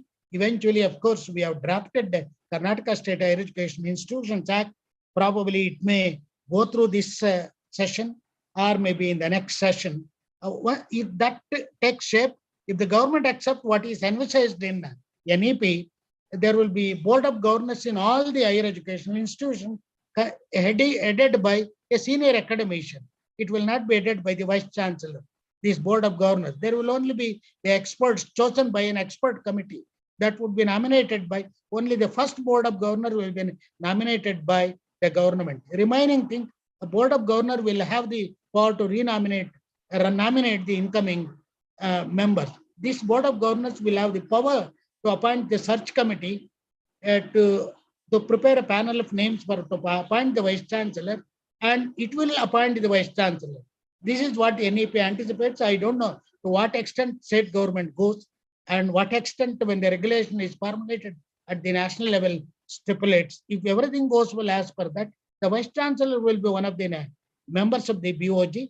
And in addition to that, there will be board of management or executive committee. It will be headed by the Vice Chancellor, that would take care of the day-to-day duties of these things. That is how, and it will enjoy the full freedom. Therefore, in order to do that, it will be tagged on to grading of the universities. Depending on what is that depends on NAAC grading, the status the institution enjoys. That is the reason I said, before we desire, we must deserve. Okay, that's what that applies to teachers as well as higher educational institutions. We talked about single major and minors, and we have introduced only 2 core subjects and open electives. The next year onwards, the higher education institutions will have the freedom to start with only 1 core subject, choose others as minors, so that suitably adjust to the national higher education qualification framework, so that you should have enough space to accommodate skill-oriented, job-oriented, to make them employable graduates. Because what is that we have done in the, what is the modification that we have really affected? Language remains, okay, extracurricular activities was there, compulsory courses were there, some skill enhancement courses were there. We have only replaced 3 open optional subjects by 2 core subjects, 1 open elective. And it can be 1 core subjects, 1 open elective and 1 minor. Therefore, whatever we used to teach in 3 optional subjects, eventually, whatever the deeper aspects of the other 2 optional the candidate has studied may not be of much use. Instead, he can study those subjects to the extent he needs to learn the core subject. The remaining learning space one can use to learn the vocational courses, other aspects of it to improve the employability of himself. That is the whole idea. Learning space we have distributed. Therefore, whatever we have drafted now, depending on the feedback and other things, probably within a week or 2, NHE of National Higher Education Qualification Framework may be notified. Once it is done, we start reviewing whatever we have done at 2 semesters. And then we will also relook at the program structure we have suggested. And therefore, for that, what we are planning to do it, in addition to the subject committees and all the members of the subject committee, we are planning to invite all the chairpersons of all the universities and autonomous colleges and some experts who are active teachers in the respective disciplines, and we'll hold a workshop and revise and update, then start drafting the other contents for the next semesters. That's what we are thinking of it, so that whatever we draft, it should be something like a model program structure and model program curriculum content. If we do it, and if we achieve that, I don't know to what extent we can achieve it, it would be a good contribution in implementing NEP in India, because they are looking at Karnataka as we have implemented it. Therefore, we should make a real deserving contribution. Otherwise, they should not criticize us. They have only just started it. They have not applied their mind and not seriously implemented it. That's what we have to do. Well, these aspects anyway, Professor Shiv Prasad covered it. What do we expect in the first 4 years? The first year, in the first 2 semesters, understanding and exploration. Second year, focus and immersion. And the third year, we expect real-time learning, deeper concentration. Therefore, what this graduate attributes or any of National Education Qualification Framework suggests, it's a framework to which you can fit in any discipline. Therefore, general in character. That's what it is trying to do. And it may also be upgraded. Thereafter, they may constitute disciplinary committees. They would work out the core contents, what are the specialities and other things, how these things are to be done. And then again, some illustrations how all these things are to be done. These things in over a year or 2 would take the concrete shape. In order to do that, we can gradually change ourselves, change our mindset, improve ourselves. Lifelong learning, it applies not only to the students, it applies more than them to us. He gave us a table, you remember, 5% learning up to 90%. Only when we become teachers, we really learn the subject. Otherwise, we learn for the examination. Okay, we learn for the passing a particular test. Therefore, that is what we have to learn. Therefore, this is again choice-based credit system. This will also be revised. Generally 15 hours of instructional hours in a semester. It works out to be 1 hour per week in a semester. Okay, in 15 to 16 week semesters. Normally we have kept it about 13 to 14 hours so that they have enough space. And if it is practicals or project work, 2 hours or the 30 hours per semester. That's what we do it. That is what elsewhere also followed, and we follow these things. Details I worked out these things, how we done it, etc. All these things you have seen, and I have explained these things. What would be the school education structure in Karnataka? There will also be school education council. There will be different structures for school education council. You please go through my PPT. I have explained all these things. And Karnataka State Higher Education Council would be restructured more or less like this. And we have introduced to begin with 2 discipline core subjects, etc. You are well aware of it. It can as well be 1 discipline from next year, depending on if the candidate says, I take only 1 discipline, other minors, you have to allow. If the candidate, he need not have to go out of the faculty. A student who wants to become a physicist eventually, he says, for me, physics is much more important than any other subject. If he insists, you allow that even within the faculty. Ultimately, the candidate choice should prevail. It is not that he should necessarily go out of the faculty. That is the requirement. That is what we have to think of it. Therefore, this I talked about it and explained. And this is what we have aligned with the National Skill Qualification Framework. This is the structure we have worked about it. For arts, I have worked out. For science, I have worked out. For different disciplines, hotel management, I have worked out. Fine arts, I have worked out. Performing arts, I have worked out. And the apparel design, etc.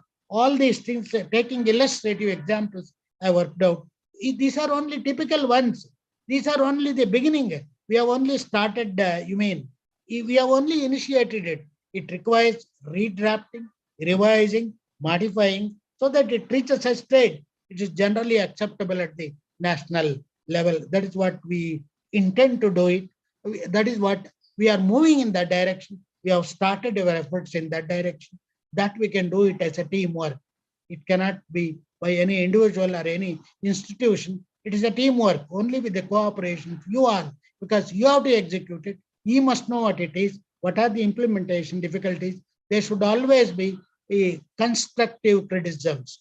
Therefore, in foreign countries, if you want to bring down a government, they would always think of the alternative. Only when the alternative ready, they bring down the existing government. But that is not happening in India. First we will down and then think of coupling of all these possibilities. That should not be the case. We should be ready with all these things. Likewise, this is what we have to do it. Therefore, if you say, this is wrong, I agree, this is wrong. It is not the finest one. This is the rude one. I agree. Come out with the alternative. Come out with a still better one. Even to some extent better one. We accept it, we ridicule it, and we make it obsolete. Ultimately, our aim is to arrive at a final general program structure that is useful to our main principal stakeholders, students. That is what should be our intention. This is what you please go through it. If you have any questions, you can ask me what has been done, UVCMS, etc., that your LMS, etc. Let me not talk about it. Probably the other things I would answer. Give me the information as answer to your questions rather than continuing. I'm sorry, I virtually bored you. I had no option but to do that. Thank you for your patience. I thank Professor Shiv Prasad and his team for giving me an opportunity for this interactive session. Thank you, one and all. Thank you very much, sir. It was a real exhaustive insight of NEP structure, its planning and implementation in Karnataka state. ನಿಮ್ಗೆ ನಾನು ಚಲಿಸುವ ಜ್ಞಾನ ಭಂಡಾರ of NEP ಅಂತ ಹೇಳಿದ್ರು ತಪ್ಪಾಗಲ್ಲ. Thank you very much, sir. Thank you. And as we are seeing, there are a lot of queries flooded on the chat box. Yes. So in response to the queries of the participants, we have a panel discussion by the expert team. The panel members are Dr. B. Thimmigoda sir, Dr. S.M. Shiprasad sir, Dr. Loknath N.K. sir, and Dr. Hemchandra sir. Sir, first I'll like to start with the student related questions. Shall I, sir? With your Please. permission? Okay, sir. Bengaluru ವಿಶ್ವವಿದ್ಯಾಲಯದಲ್ಲಿ ಮೊದಲನೆಯ ವರ್ಷ ಮುಗಿದ ನಂತರ ವಿದ್ಯಾರ್ಥಿ ಎರಡನೆಯ ವರ್ಷ ಮೈಸೂರು ವಿಶ್ವವಿದ್ಯಾಲಯದಲ್ಲಿ ಪ್ರವೇಶ ಪಡೆಯಬಹುದೇ? ಎಸ್, ಅದರ ಬಗ್ಗೆ ಅನುಮಾನನೇ ಇಲ್ಲ. ಎರಡು ಯೂನಿವರ್ಸಿಟಿನಲ್ಲಿ ಕೋರ್ಸಸ್ ಈಕ್ವಲೆನ್ಸ್ ಆವಾಗ ನೋಡ್ಕೊಳ್ಬೇಕು. ಅದಕ್ಕಾಗಿ ನಾವು ಮಾಡೆಲ್ ಪ್ರೋಗ್ರಾಮ್ ಸ್ಟ್ರಕ್ಚರ್ಸ್ ಅನ್ನು ಕಳಿಸಿ ಮಾಡೆಲ್ ಕರಿಕ್ಯುಲಮ್ ಕಂಟೆಂಟ್ಸ್ ಕೊಟ್ಟಿದ್ದೀವಿ. ಅದಕ್ಕೆ ಇನಿಷಿಯಲ್ ಇಯರ್ಸ್ ನಲ್ಲಿ ನಾವು most of it core contents ಅನ್ನು ಟೀಚ್ ಮಾಡ್ತೀವಿ. They should be more or less the same. ಹಾಗಾಗಿ ಒಂದೊಂದು ವರ್ಷಕ್ಕೆ ಇನ್ನೊಂದು ಯೂನಿವರ್ಸಿಟಿಗೆ ಹೋಗಿ ಯಾವುದೇ ವಿಧವಾದ ಸಮಸ್ಯೆ ಆಗಬಾರ್ದು. ಒಂದು ವೇಳೆ ಈ ರೀತಿ ಸಮಸ್ಯೆ ಇದ್ರೆ probably will call both the universities to make corrections, because we should enable not only the mobility but also the credit transfer. That is possible, that is permissible. If there are lacuna, if there are inequivalence, let the students or the teachers bring those things to our notice. Then we will advise both the universities to modify to line with the national pattern. Then not why only to the Mysore University, he or she should be in a position to go to any state in that subject. What the National Higher Education Qualification Framework prescribes is he must have studied language, he must have studied Kannada here. He need not have to study that subject. He can use these credits. English anyway more or less the common. Environmental science is common. And the Constitution of India is common throughout. Extracurricular activities is common. Ability enhancement courses are common. Whatever that is taught here would be the same. We should enable it. Therefore, we have to follow curriculum structure, overall general structure and the contents more or less the same to enable credit transfer and mobility. Thank you, sir. Next question is, kindly prescribe the teacher-student ratio in theory class. There is already student-teacher ratio prescribed by the UGC. Depending on the science course or the subject without practical, subject with practicals, that probably that is what the NEP also contemplates. Now, for whatever reasons, because of COVID-19 and other things, the recruitments have not taken place. It is improving in government college. Eventually, probably in the universities also it may happen. It may take care of fulfill the requirements. Unless student-teacher ratio is fulfilled, the universities or education institutions will not get better NAAC granting. They will not fulfill the required benchmark set by the National Higher Education Council. Therefore, they cannot get upgraded. Therefore, the state governments have no option but to do that. And at the same time, I urge the central government to give more grants to the state universities, state higher education institutions, because 95% of human resources which work in India are produced by the state higher education institutions. But whatever grant we get for state higher education institutions is only a small part of it. Therefore, they have to improve the granting, central granting to the state higher education institutions. Thank you, sir. Next question is, certain science-centric open elective courses offered from the science streams are too heavy for arts and commerce students. Any policy changes, please? This open electives prescribed only 3 credits. Therefore, open electives one need not have to be, because there won't be any prescribed standards. You only have to look at it. You have to, the eligibility part to take that particular course one has to examine. Therefore, the 3 credits we have prescribed for open electives in general. Instead of having 3 hours coursework, one can have 2 hours coursework and 2 hours practicals as well. It need not have to be theory only. If they are very particular, they can as well have 4 credit course. Only thing is it may be heavily loaded. That was the reason. To accommodate within 25 credits, we have made it 3. We had no option but to do that. they can marginally adjust. Probably it may be relevant here if I mention, if you have seen the on multiple entry and exit, UGC has notified guidelines in July 2021, in which it says in a major subject, it is enough if the candidate earns about 56 credits, maximum of about 56 to 60 credits. In a minor, about 28 credits. Therefore, whatever we have assigned in our program structure is much more than that. Therefore, you can adjust suitably and do that. That was the reason we were waiting for National Higher Education Qualification Framework. Whatever the UGC has notified is only a guideline part of it. Unless if it becomes a regulation, it is enforcing on us. Once it does it, we can lower the load on the discipline part, improve even on open electives and other things. The universities will have the freedom to do it. Only thing is, if a particular course is taken, that equivalence part they have to take care. Sir, also this open elective, Yeah, okay, should be a sort of exciting the people, not really going into the depth, because it has to give an opportunity for some other subject person to grasp it. So it should not be the regular course, but probably very, very differently designed course. The normal syllabus should not be fit into this, and something which just creates the interest in the subject rather than really going to the depth. So it is more about a horizontal exposure rather than a vertical. This is what I feel. In the open electives, there are two categories. One is what you have explained, Professor. Right. The other one is for a physics person, he may take chemistry is discipline paper as an open elective because it is more relevant. Therefore, open elective can be viewed this way as well as the other way. That happens at the higher level. Probably the initial level may not.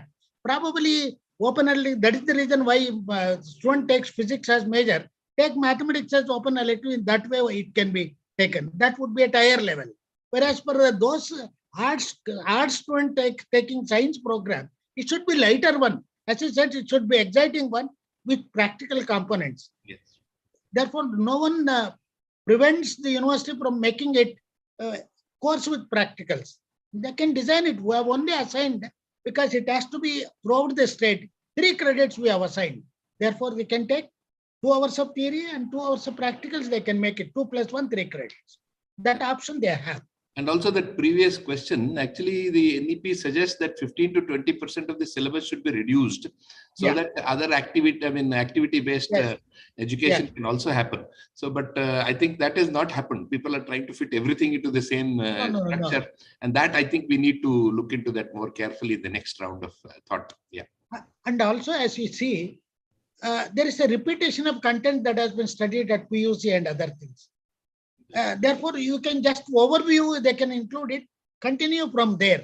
Therefore, science subjects like this, even in history, economics, etc., same subject which he has studied at the PUC, you need not have to repeat whatever he has studied. An overview of it and start with that.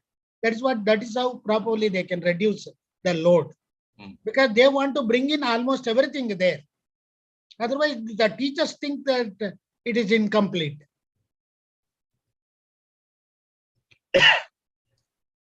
Thank you, sir. We have got many questions related to employability, sir. To read a few, how NEP is useful for young generation? Does it create employment opportunities? Exit option ಗೆ ಸಂಬಂಧಿಸಿದಂತೆ certification ಹಾಗೂ diploma course ನಂತರ employability ಬಗ್ಗೆ ಮಾಹಿತಿ ಒದಗಿಸಿ. ಈಗ ಅದೇ ಉದ್ದೇಶ ಇಟ್ಕೊಂಡು ನಾವು ಈ ಸರ್ಟಿಫಿಕೇಟ್ ಡಿಪ್ಲೊಮಾನ level 5 and level 6 of national skill qualification ಫ್ರೇಮ್ವರ್ಕ್ಗೆ ಅಲೈನ್ ಮಾಡಿದ್ದೀವಿ. ಅಲ್ಲಿ ಆ ನ್ಯಾಷನಲ್ ನಮ್ಮ course they are equivalent to level 5 and level 6. There are certain jobs description ಮಾಡಿದ್ದಾರೆ, ಎಲಿಜಿಬಿಲಿಟಿ, ಅದಕ್ಕೆ ದೇ ಬಿಕಮ್ ಎಲಿಜಿಬಲ್. ಅದಕ್ಕೆ ರಿಕ್ವೈರ್ಮೆಂಟ್ ಆದಂತ ಕೋರ್ಸಸ್ ಅನ್ನ ಅಲ್ಲಿ ಏನು ಸ್ಕಿಲ್ ನ ಎಕ್ಸ್ಪೆಕ್ಟ್ ಮಾಡ್ತಾರೋ ಆ ಸ್ಕಿಲ್ ನ ನಾವು incorporate and make our students to study at that level. In addition to that, national skill qualification ಈಗ national higher education qualification framework ನಲ್ಲಿ ಯಾರು ಎಕ್ಸಿಟ್ ಆಗ್ತಾರೋ after 2 semesters with certificate course, ಅವ್ರಿಗೆ ಏನ್ ಮಾಡ್ತಾರೆ, ಒಂದು 6 months ಇಂಟರ್ನ್ಶಿಪ್ ಮಾಡಿ we have to make them job ready with some skill oriented course ಅಂತಾರೆ. ಎಲ್ಲಿ ಅನಿವಾರ್ಯವಾಗಿ ಎಕ್ಸಿಟ್ ಆಗ್ಬೇಕು ಅಂತಿದಾರೋ ಅಂತವ್ರಿಗೆ ಜಸ್ಟ್ 2 semester ಕೋರ್ಸ್ ಮಾಡೋದು ಅಷ್ಟೇ ಅಲ್ಲ, ಅವರು ಇಂಟರ್ನ್ಶಿಪ್ ಮಾಡಿ ಅಡಿಷನಲ್ ಕ್ರೆಡಿಟ್ಸ್ನೇ ಅಬೌಟ್ 10 to 12 ಕ್ರೆಡಿಟ್ಸ್ ಅರ್ನ್ ಮಾಡಿದ್ರೆ they really fulfil the NSQ of eligibility criterion. Likewise even diploma ಆದವ್ರಿಗೂ ಅಷ್ಟೇನೆ ಅಡಿಷನಲ್ ಆಗಬೇಕಿಲ್ಲ. 2 ಸೆಮಿಸ್ಟರ್ ಮಾಡಿದವರು ಅಡಿಷನಲ್ 2 ಸೆಮಿಸ್ಟರ್ ಮಾಡಿದಾಗ 4 ಸೆಮಿಸ್ಟರ್ ಮಾಡಿ they exit with diploma. In addition to that another 12 credits ಅಷ್ಟು internship additional skill ಮಾಡಿ job ready ಆಗುವಾಗೆ train ಮಾಡೋದಕ್ಕೆ that is what we have to plan. That is the reason how we improve the employability of graduates. That is the reason I said whatever now we were using learning space for 3 optionals, ಅದನ್ನ ಎಷ್ಟು discipline ಕಲಿಯಕ್ಕೆ ಎಷ್ಟು ಅವಶ್ಯಕನೋ ಅಷ್ಟನ್ನು ಉಪಯೋಗಿಸ್ಕೊಂಡು ಉಳಿದ learning spaces ನ ಈ skill ಅನ್ನ ಟೀಚ್ ಮಾಡಿ ಅವನ್ನ ಜಾಬ್ ರೆಡಿ ಎಂಪ್ಲಾಯಬಲ್ ಮಾಡ್ಲಿಕ್ಕೆ ಉಪಯೋಗಿಸ್ಕೊಳ್ಬೇಕು. ಹಾಗಾಗಿ ಅದನ್ನ judicially planned and it has to be worked out at the university level with a strong interaction with the industry and the societal requirements.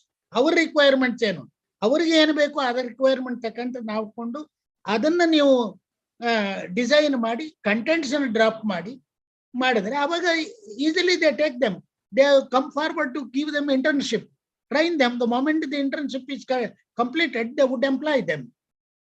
That's how we have to do it. That is the reason we said, even Professor Shivaprasad highlighted it, our mindset has to change.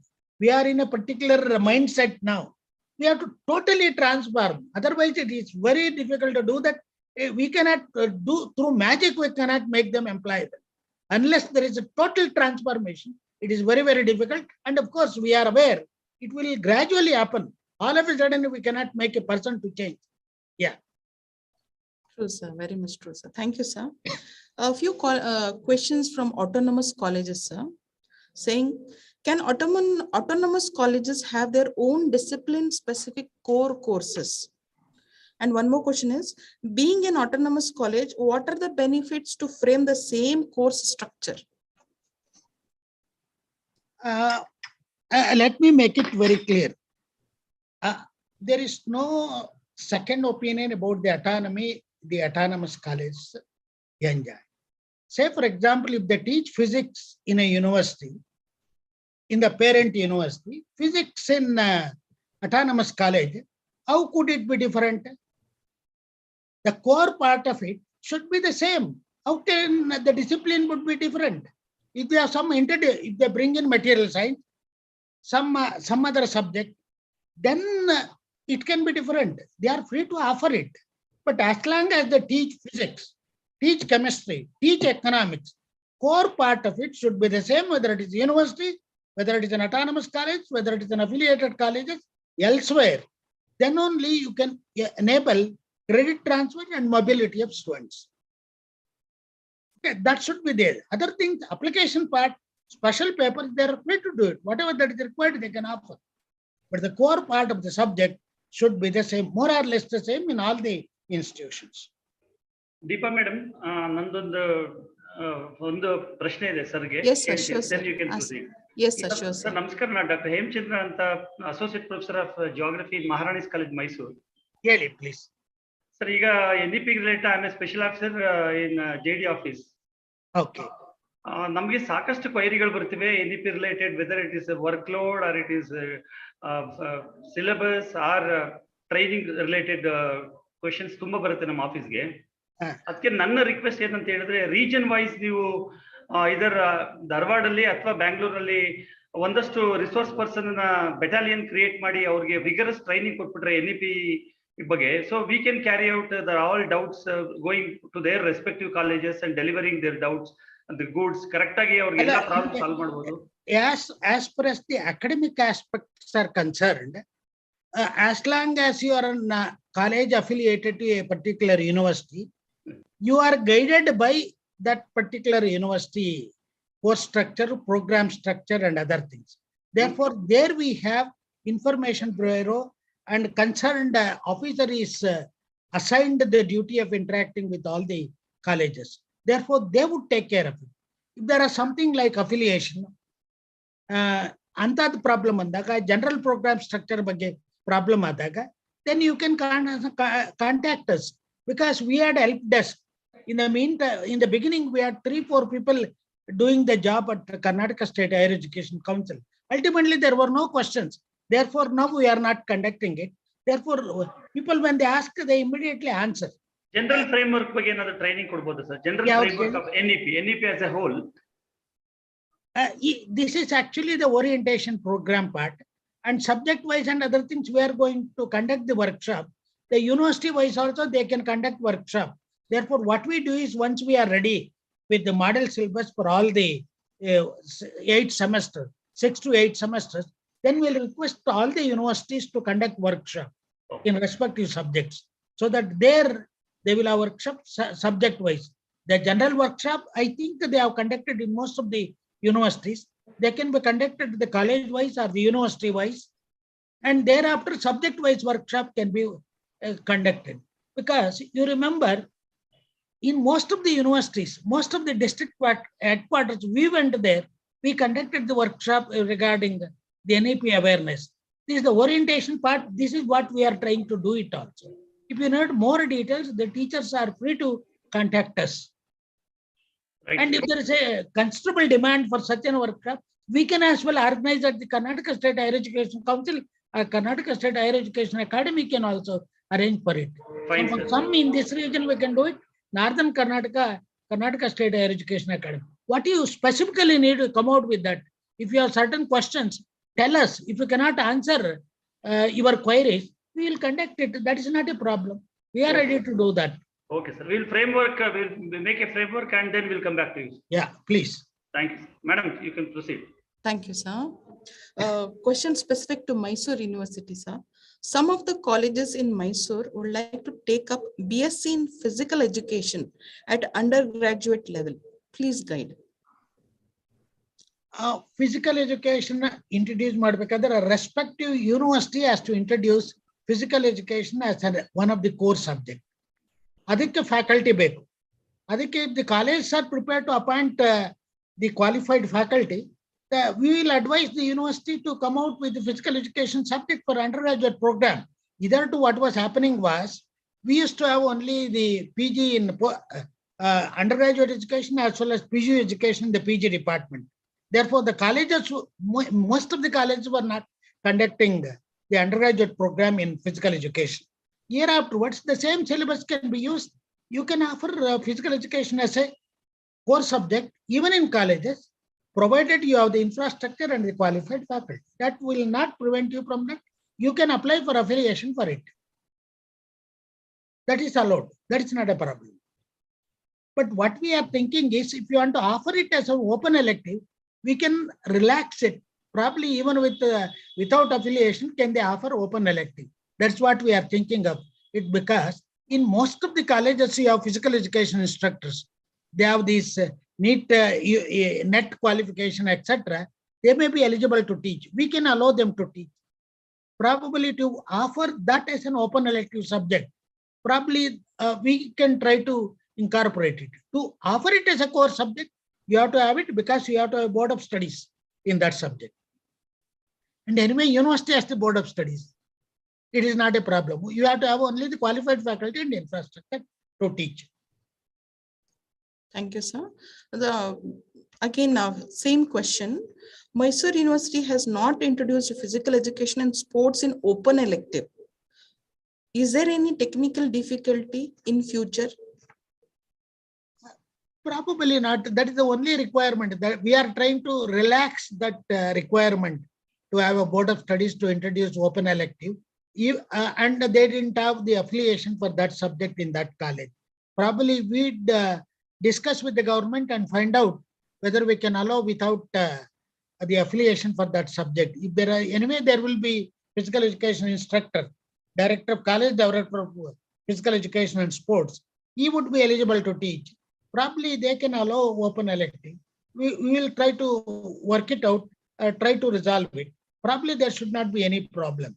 But only concern they were telling us, now we have made it almost compulsory, this part, sports, yoga, health and wellness, etc. To teach that itself, you will have enough workload. Therefore, he may not have, college director of physical education, sports may not have enough time to teach a subject as an open elective. If the college comes forward and if the university decides to offer, we have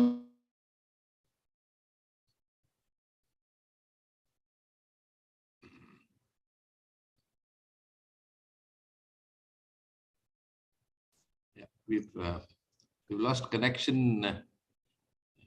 with sir. Let us hope we'll get it back.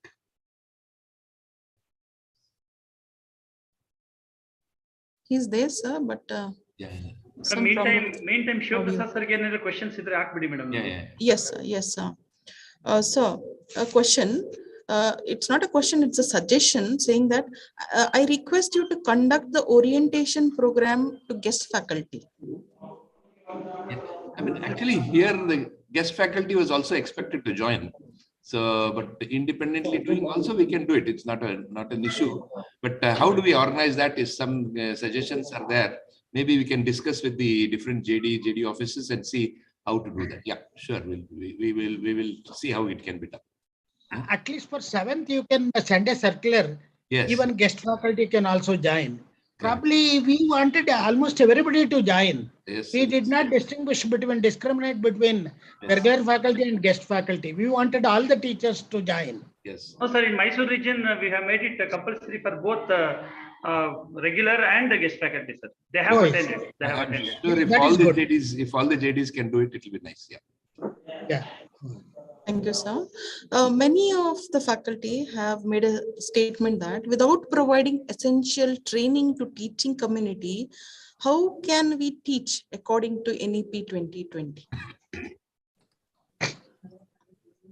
ನಮ್ಮಲ್ಲಿ ಏನಾಗಿದೆ, ಈಗ ನಿಮ್ಮ course contents wise ನೋಡಿದ್ರೆ program structure ಆಗಿ ಏನ್ teach ಮಾಡಬೇಕು ಅನ್ನೋದನ್ನ decide ಮಾಡೋದು ಬಿಟ್ರೆ, ಕೋರ್ ಕಂಟೆಂಟ್ಸ್ ಪಾರ್ಟ್ ಅನ್ನ more or less what ever with little updating ಬಿಟ್ರೆ ಏನೂ ಡ್ರಾಸ್ಟಿಕ್ ಚೇಂಜಸ್ ಇಲ್ಲ. ನಮ್ಮ ಗೌರ್ಮೆಂಟ್ ಸಿಸ್ಟಮ್ ನಲ್ಲಿ ಆಸಿನೋ, ನಾನು ಆಲ್ಮೋಸ್ಟ್ 50 years ಇಂದ ಈ ಸರ್ವಿಸ್ ನಲ್ಲಿ ಇದ್ದೀನಿ. 73ರಲ್ಲಿ ನಾನು I joined as a lecturer 1973ನಲ್ಲಿ. ನಾವು ಸ್ಟಾರ್ಟ್ ಮಾಡಿದ ಹೊರತು ಗೌರ್ಮೆಂಟ್ ನಮ್ಗೇನು ಕೊಡೋದಿಲ್ಲ. ಸ್ಟಾರ್ಟ್ ಮಾಡಿದೀವಿ, ಇದೆಲ್ಲ ಸ್ಟೂಡೆಂಟ್ಸ್ ಗಲಾಟೆ ಮಾಡ್ತಿದ್ದಾರೆ, ಏನಾದ್ರು ನಮಗೆ ಎಕ್ಸ್ಟೆಂಡೆಡ್ ಫೆಸಿಲಿಟೀಸ್ ಅಂತ ಬಂದ್ರೆ, this is how you can build a government institution as I have seen through. ಹಾಗಾಗಿ ಎಲ್ಲಾನು ರೆಡಿ ಮಾಡಿಕೊಂಡು ಸ್ಟಾರ್ಟ್ ಮಾಡೋದು ಮೆಡಿಕಲ್ ಕಾಲೇಜ್ ಮಾತ್ರ ಸಾಧ್ಯ. ಯಾಕಂದ್ರೆ NMC ಏನ್ ಹೇಳುತ್ತೆ, ನೀವು ಇಷ್ಟೆಲ್ಲ ರೆಡಿ ಇದ್ರೆ ಅಟ್ಲೀಸ್ಟ್ ಆದ ತಕ್ಷಣ ಅಪಾಯಿಂಟ್ ಮಾಡ್ತೀವಿ ಅನ್ನೋದಾದ್ರೂ ಮಾಡ್ತೀವಿ, ಇಲ್ಲದ್ರೆ ಕೊಡಲ್ಲ ಅಂತ ಹೇಳ್ತಾರೆ. ಬಟ್ ಜನರಲ್ ಎಜುಕೇಶನ್ ಅಲ್ಲಿ ಇಟ್ ಈಸ್ ನಾಟ್ ಪಾಸಿಬಲ್. ಹಾಗಾಗಿ we have to start with it. ಅದರಲ್ಲೇ ಮಾಡಿಕೊಂಡು ಆವಾಗ we come to know of it. ನಿಮ್ಗೆ ಒಂದೇ ಒಂದು ಎಕ್ಸಾಂಪಲ್ ನಾನು ಹೇಳ್ತೇನೆ. ನಾನು ಮಂಗಳೂರು ಯೂನಿವರ್ಸಿಟಿಲಿ ಇದ್ದಾಗ 22 ವರ್ಷ ನಾನು chairman of board of studies in chemistry ಆಗಿದ್ದೆ. ಆವಾಗ ಒಂದು 4-5 ಸಾರಿ ಸಿಲೆಬಸ್ನ ರಿವೈಸ್ ಮಾಡಿದ್ದೀವಿ. ಆಗ ಪ್ರತಿ ಸಾರು ಮಾಡಿದಾಗ ಒಂದು ಡ್ರಾಫ್ಟ್ ಮಾಡಿ ಕಳಿಸ್ತಿದ್ದೆ, ನಿಮ್ಮ ಫೀಡ್ಬ್ಯಾಕ್ ಕೊಟ್ಟು ಅಂತೇಳಿ. ಸಾಕಷ್ಟು 4 to 6 weeks ಟೈಮ್ ಕೊಟ್ರು most of them they never used to respond. ಅವ್ರು ರೆಸ್ಪಾಂಡ್ ಮಾಡೋದು ಯಾವಾಗ, ಅದನ್ನ ನಾವು ಇಂಪ್ಲಿಮೆಂಟ್ ಮಾಡಿ ಸಿಲೆಬಸ್ ಇಂಪ್ಲಿಮೆಂಟ್ ಮಾಡಿದಾಗ ಓ ಇದು ಪ್ರಾಬ್ಲಮ್ ಅಂತ. ನಾನು I used to ask them what were you doing when I sent it for revision, comments and feedback. You did not suggest anything, now you are asking. We did not show, sir, whether it would be implemented or not. Why do you be the pessimistic? The moment we did it, we wanted to implement it, that's what we did it. That way also it is better to implement it, start and see the practical difficulties, implement it. That's how we can implement things at the government institutions. Whatever I have seen, I may be wrong. That's what I have experienced over about 50 years of my experience in this field. Sir, but adding to that, I agree with the question in the sense that how should andragogy, it means how outcome-based education, right? So because the teachers are not aware of these concepts, how to plan a lesson, how do you draw the outcomes, how do you list it, then how do you communicate, what should be the pedagogy which you use inside the class, and how do you assess it? Okay, what are different kinds of assessment? Then how do you bring the correlation between the attainment of the objectives? I think we need to do something on that aspect, sir. But and the orientation aspect. And the orientation a little bit more in detail. Now that technology is available to us, probably reaching many more people is possible. So we will, with your guidance, we at the academy will try to see if we can take up this responsibility, so that, because I think it is essential, because teachers may not be aware, like when many people ask me activity based teaching, see, they have no idea of how to conduct activity based teaching. So and now you know that when the internal marks are about 40 now, so they're just doing just give a seminar, two more tests, one more test, something like that. They really, I mean, that concept of how this can be utilized very effectively to reach the program outcomes is not clear to the students, I mean, to the teachers, and I don't blame them. I think we need to work on that and provide an opportunity. I mean, as you said, of course, the first time everything. I agree with you. I agree. We have to do it concurrently. We have to do it. Concurrently, ಜೊತೆಗೆ ಅದನ್ನು ಮಾಡ್ತಾ Okay. Oh, yes. Thank you, sir. Related Learn by doing. Right, sir. Yes, sir. Yes, sir. Sir, feedback from the students regarding use of NEP is the need of hour. So from your end, what action is being taken? A question from a faculty. Need of the hour. That is the reason why we have implemented NEP. The concepts of NEP, we have implemented it because that is the need of the hour. That is in the interest of the students. That is the reason why NEP has been implemented. You know how our minister was enthusiastic. We were just thinking, let NHEQ come and so that we can. Then our minister said, nothing doing. We have to implement it from this academic year. We don't know how you people do it. You have to come out with the program structure, model syllabus, send it to it. We have to implement it. You have no option. You have to work on it. That is what we had no option but to implement it. If you were not so determined, probably we would not have implemented it from this academic year. Probably that makes us to learn. We know the here and there some lacuna is there, as Professor Shivprasad rightly pointed out.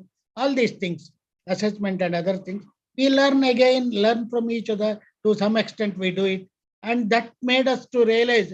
Start conducting these orientation programs, training programs at the earliest. Do it. That is what we will try to do it with the help of Karnataka State Higher Education Academy. So in connection with the scenario, whatever you stated just now, a question from a faculty, how to change the attitude of cultivating teachers who just go by timetable and always resist to changes?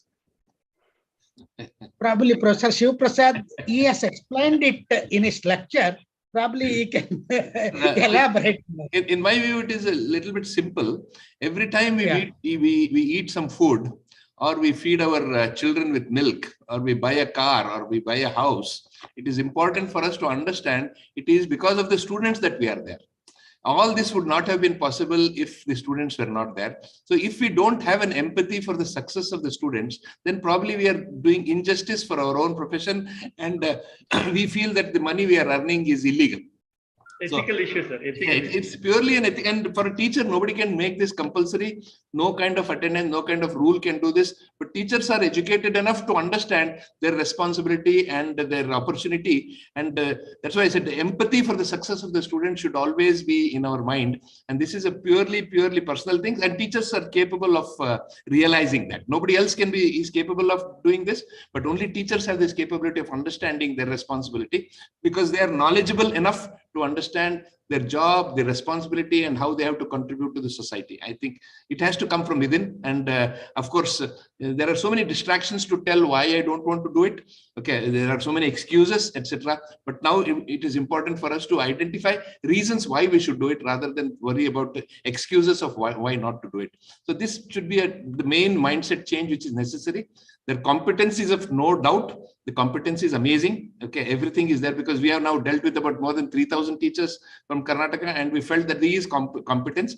But it is just that wanting to do something for the society, to the children from whom we, because of whom we are getting our livelihood. Okay, and so we should give them that livelihood. Unless we give them the livelihood, it will not be worth the kind of salaries and money and the importance we get in the society. I think that feeling has to come in the teachers, and it will come. I'm sure about it that it will come. Yeah. Sir, in the present scenario, there are only two options: either perform or quit.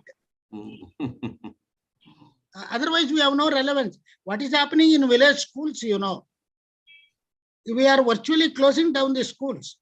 Same thing will happen. Then what happens? Then in order to retain our job, whatever the government asks us to do it, we have to do it, or else we have to quit. Same thing would happen unless we perform. Therefore, for example, we take coolies, right? They come and work. If he or she doesn't perform, do we ask him or her to come back tomorrow? We give so many other reason not to come tomorrow. Same thing will happen to us also, the teachers. We have no option but to perform, or else we have to opt out. That is a little bit harsh, but I agree with that once again. That is the reality. That is the reality now. No, it applies to me also. Yes, sir. Yes, sir. That is the reality of it now. You would see year afterwards all appointments. If you don't perform, Yes. nothing would work. You would see how things change. We have to perform, otherwise no option. Because reality, I'm telling you, I'm a teacher basically. I know how a teacher feels. But we have no in the present scenario, either we have to perform or quit, otherwise we will not be comfortable. Yes. Right. Thank you, sir. So next question is, what measures are taken by the Karnataka State Curriculum Committee to improve vocational skills of the students to make them more employable? If you look at the program structures, if you go through, I have sent it also, now you see program structure and annexes. Apart from the 4 open electives, we have introduced 4 more vocational courses related to a particular job.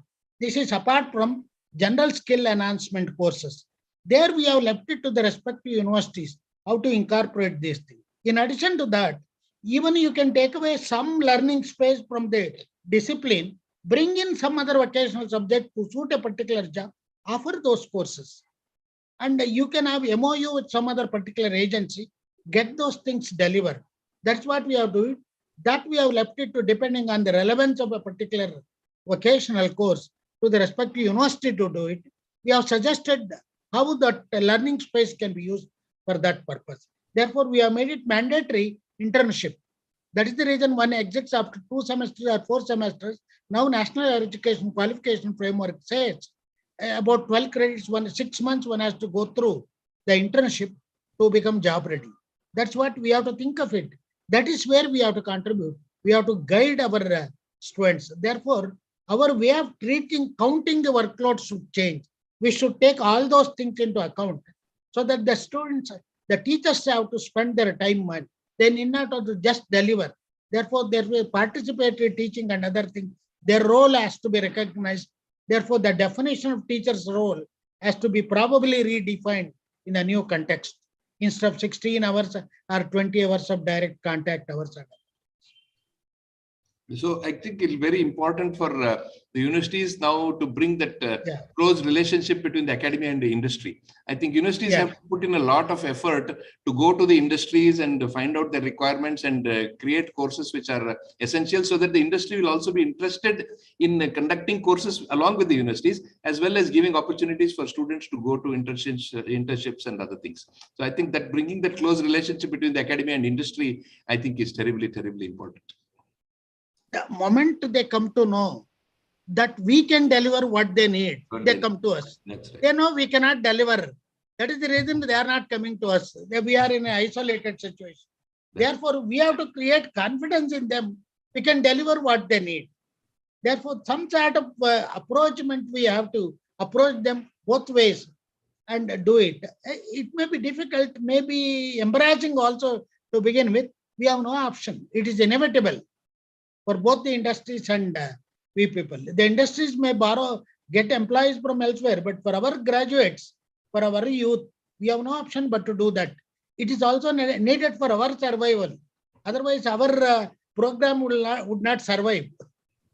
Therefore, we have to deliver relevant programs, relevant courses only. That is possible only whatever that is needed in industry and the society. Thank you, sir. So with your permission to add on to this question, I think this question was asked because the skill enhancement compared to all other countries, India is in single digit, whereas other countries have reached somewhere around 50 to 60%. Maybe in this point of view, they have asked how our Karnataka state is working towards enhancing the vocational skills of the students. And somehow our mindset is your vocational degrees are inferior to this. But that driver job in Germany, it is treated as a skill work. Now, how we look at a driver here in India, we treated it at par with second division. It is not the case elsewhere. It is a skilled a job. That is the reason why we are integrating vocational education into general education. Bring in the integration of vocational education into general education as a dual major program. Ask the candidate to take a discipline, whatever in which he is interested in, and vocational subject as the other discipline. Continue to study so that he get more learning space. He become more oriented in a particular for a particular profession. That's what we have to work out. It is only a beginning for us. This is apart from integrating vocational aspects, job aspects into a general program. This way also you can integrate it. That is halfway through. If you want to make it almost complete, this is what as a discipline you can start, you end up with a vocational degree. And you will have the option to get the degree even in the discipline also. Apart from becoming job ready in a particular profession, you would also get the degree in discipline also. That advantage he has. In order to do it, he may have to put in more credits compared to a candidate who takes only 2 discipline courses. He may have to take more courses there to earn extra credits. That's what he has to do it. That is allowed in NEP because one need not have to fix to the particular timetable.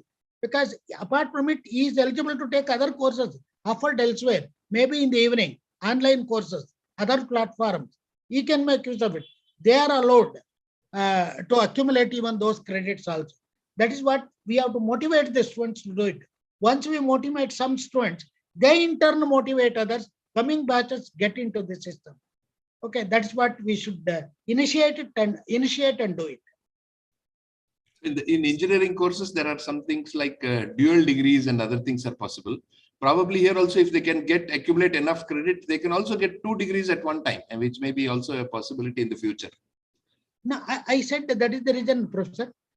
You mean vocational and discipline if you take, yeah. 4th year, you can choose vocational degree or discipline. If he spends 1 more degree, that degree he can get it, that would be virtually a dual degree in discipline as well as vocational subject.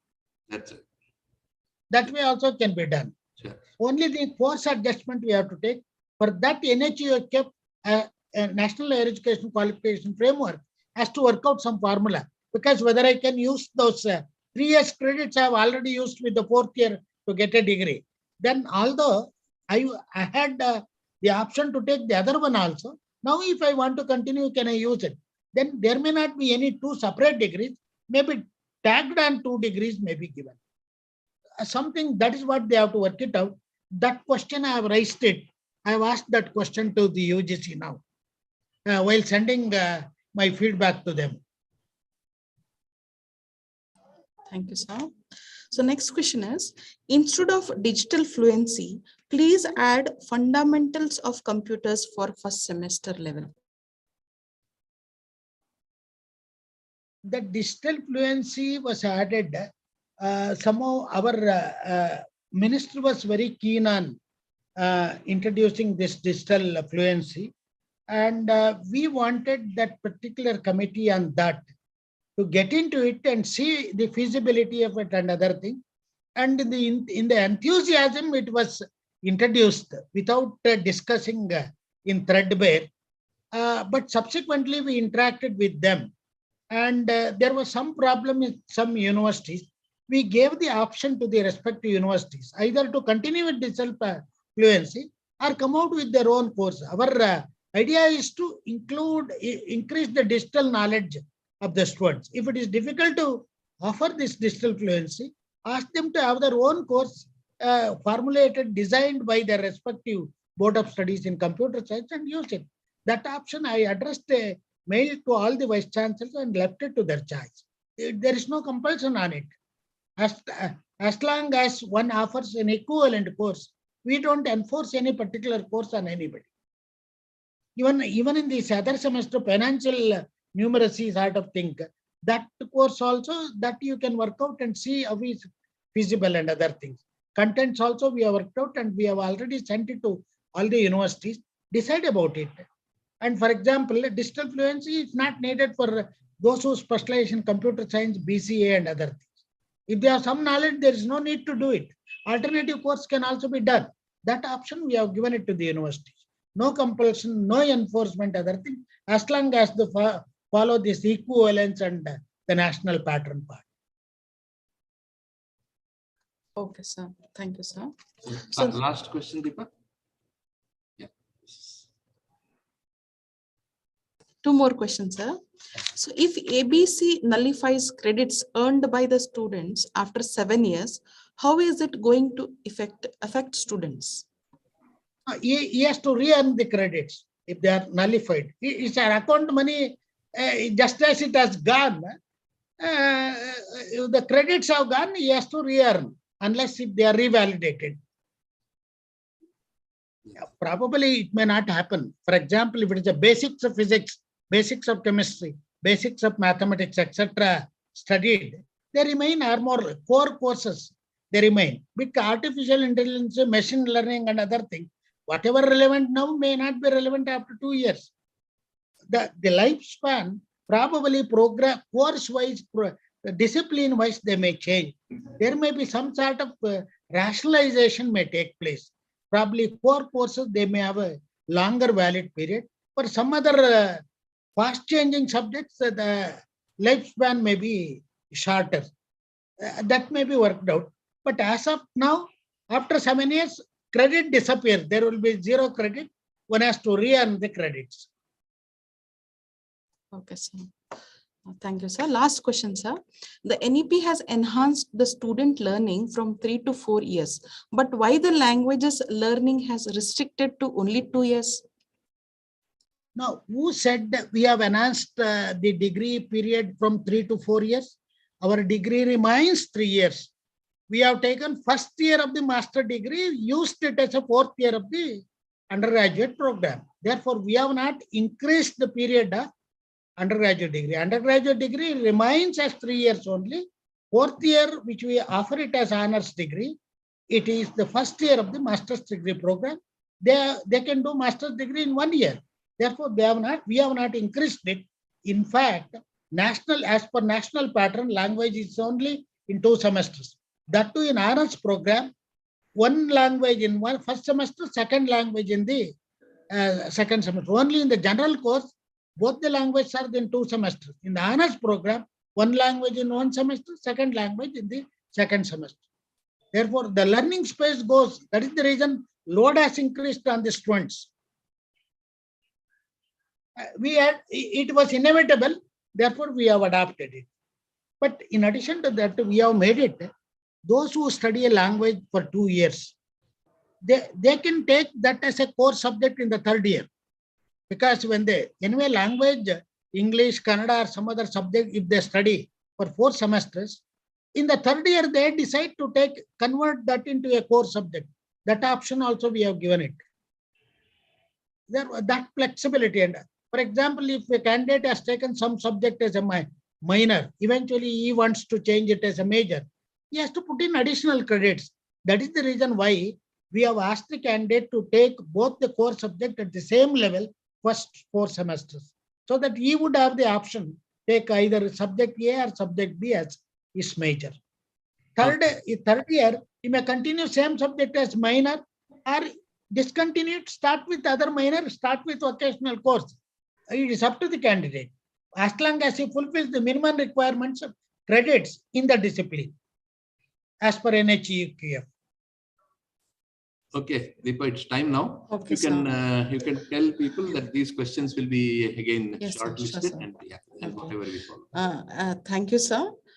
Thank you, everybody. It was really a very interactive and brainstorming session.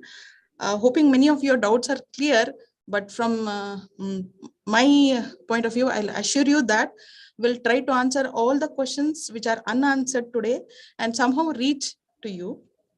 And before we have come to the tail end of the session, but before that, I want to announce the faculty of Dharwad, Shimoga, Bangalore, and Mysore region who have missed this orientation program due to some unavoidable reasons can still attend on Monday, 7th, at the same time, which is organized for Kalburgi and Mangaluru region faculty. And also, as sir said, guest lecturers also can participate. Yes. Guest lecturers, all the regions can join. All the regions. Yes, sir. Yeah. Okay. Okay, now we have come to the tail end of this orientation program. I thank Professor B. Timigowda sir for accepting our invitation and sparing your valuable time to us, sir.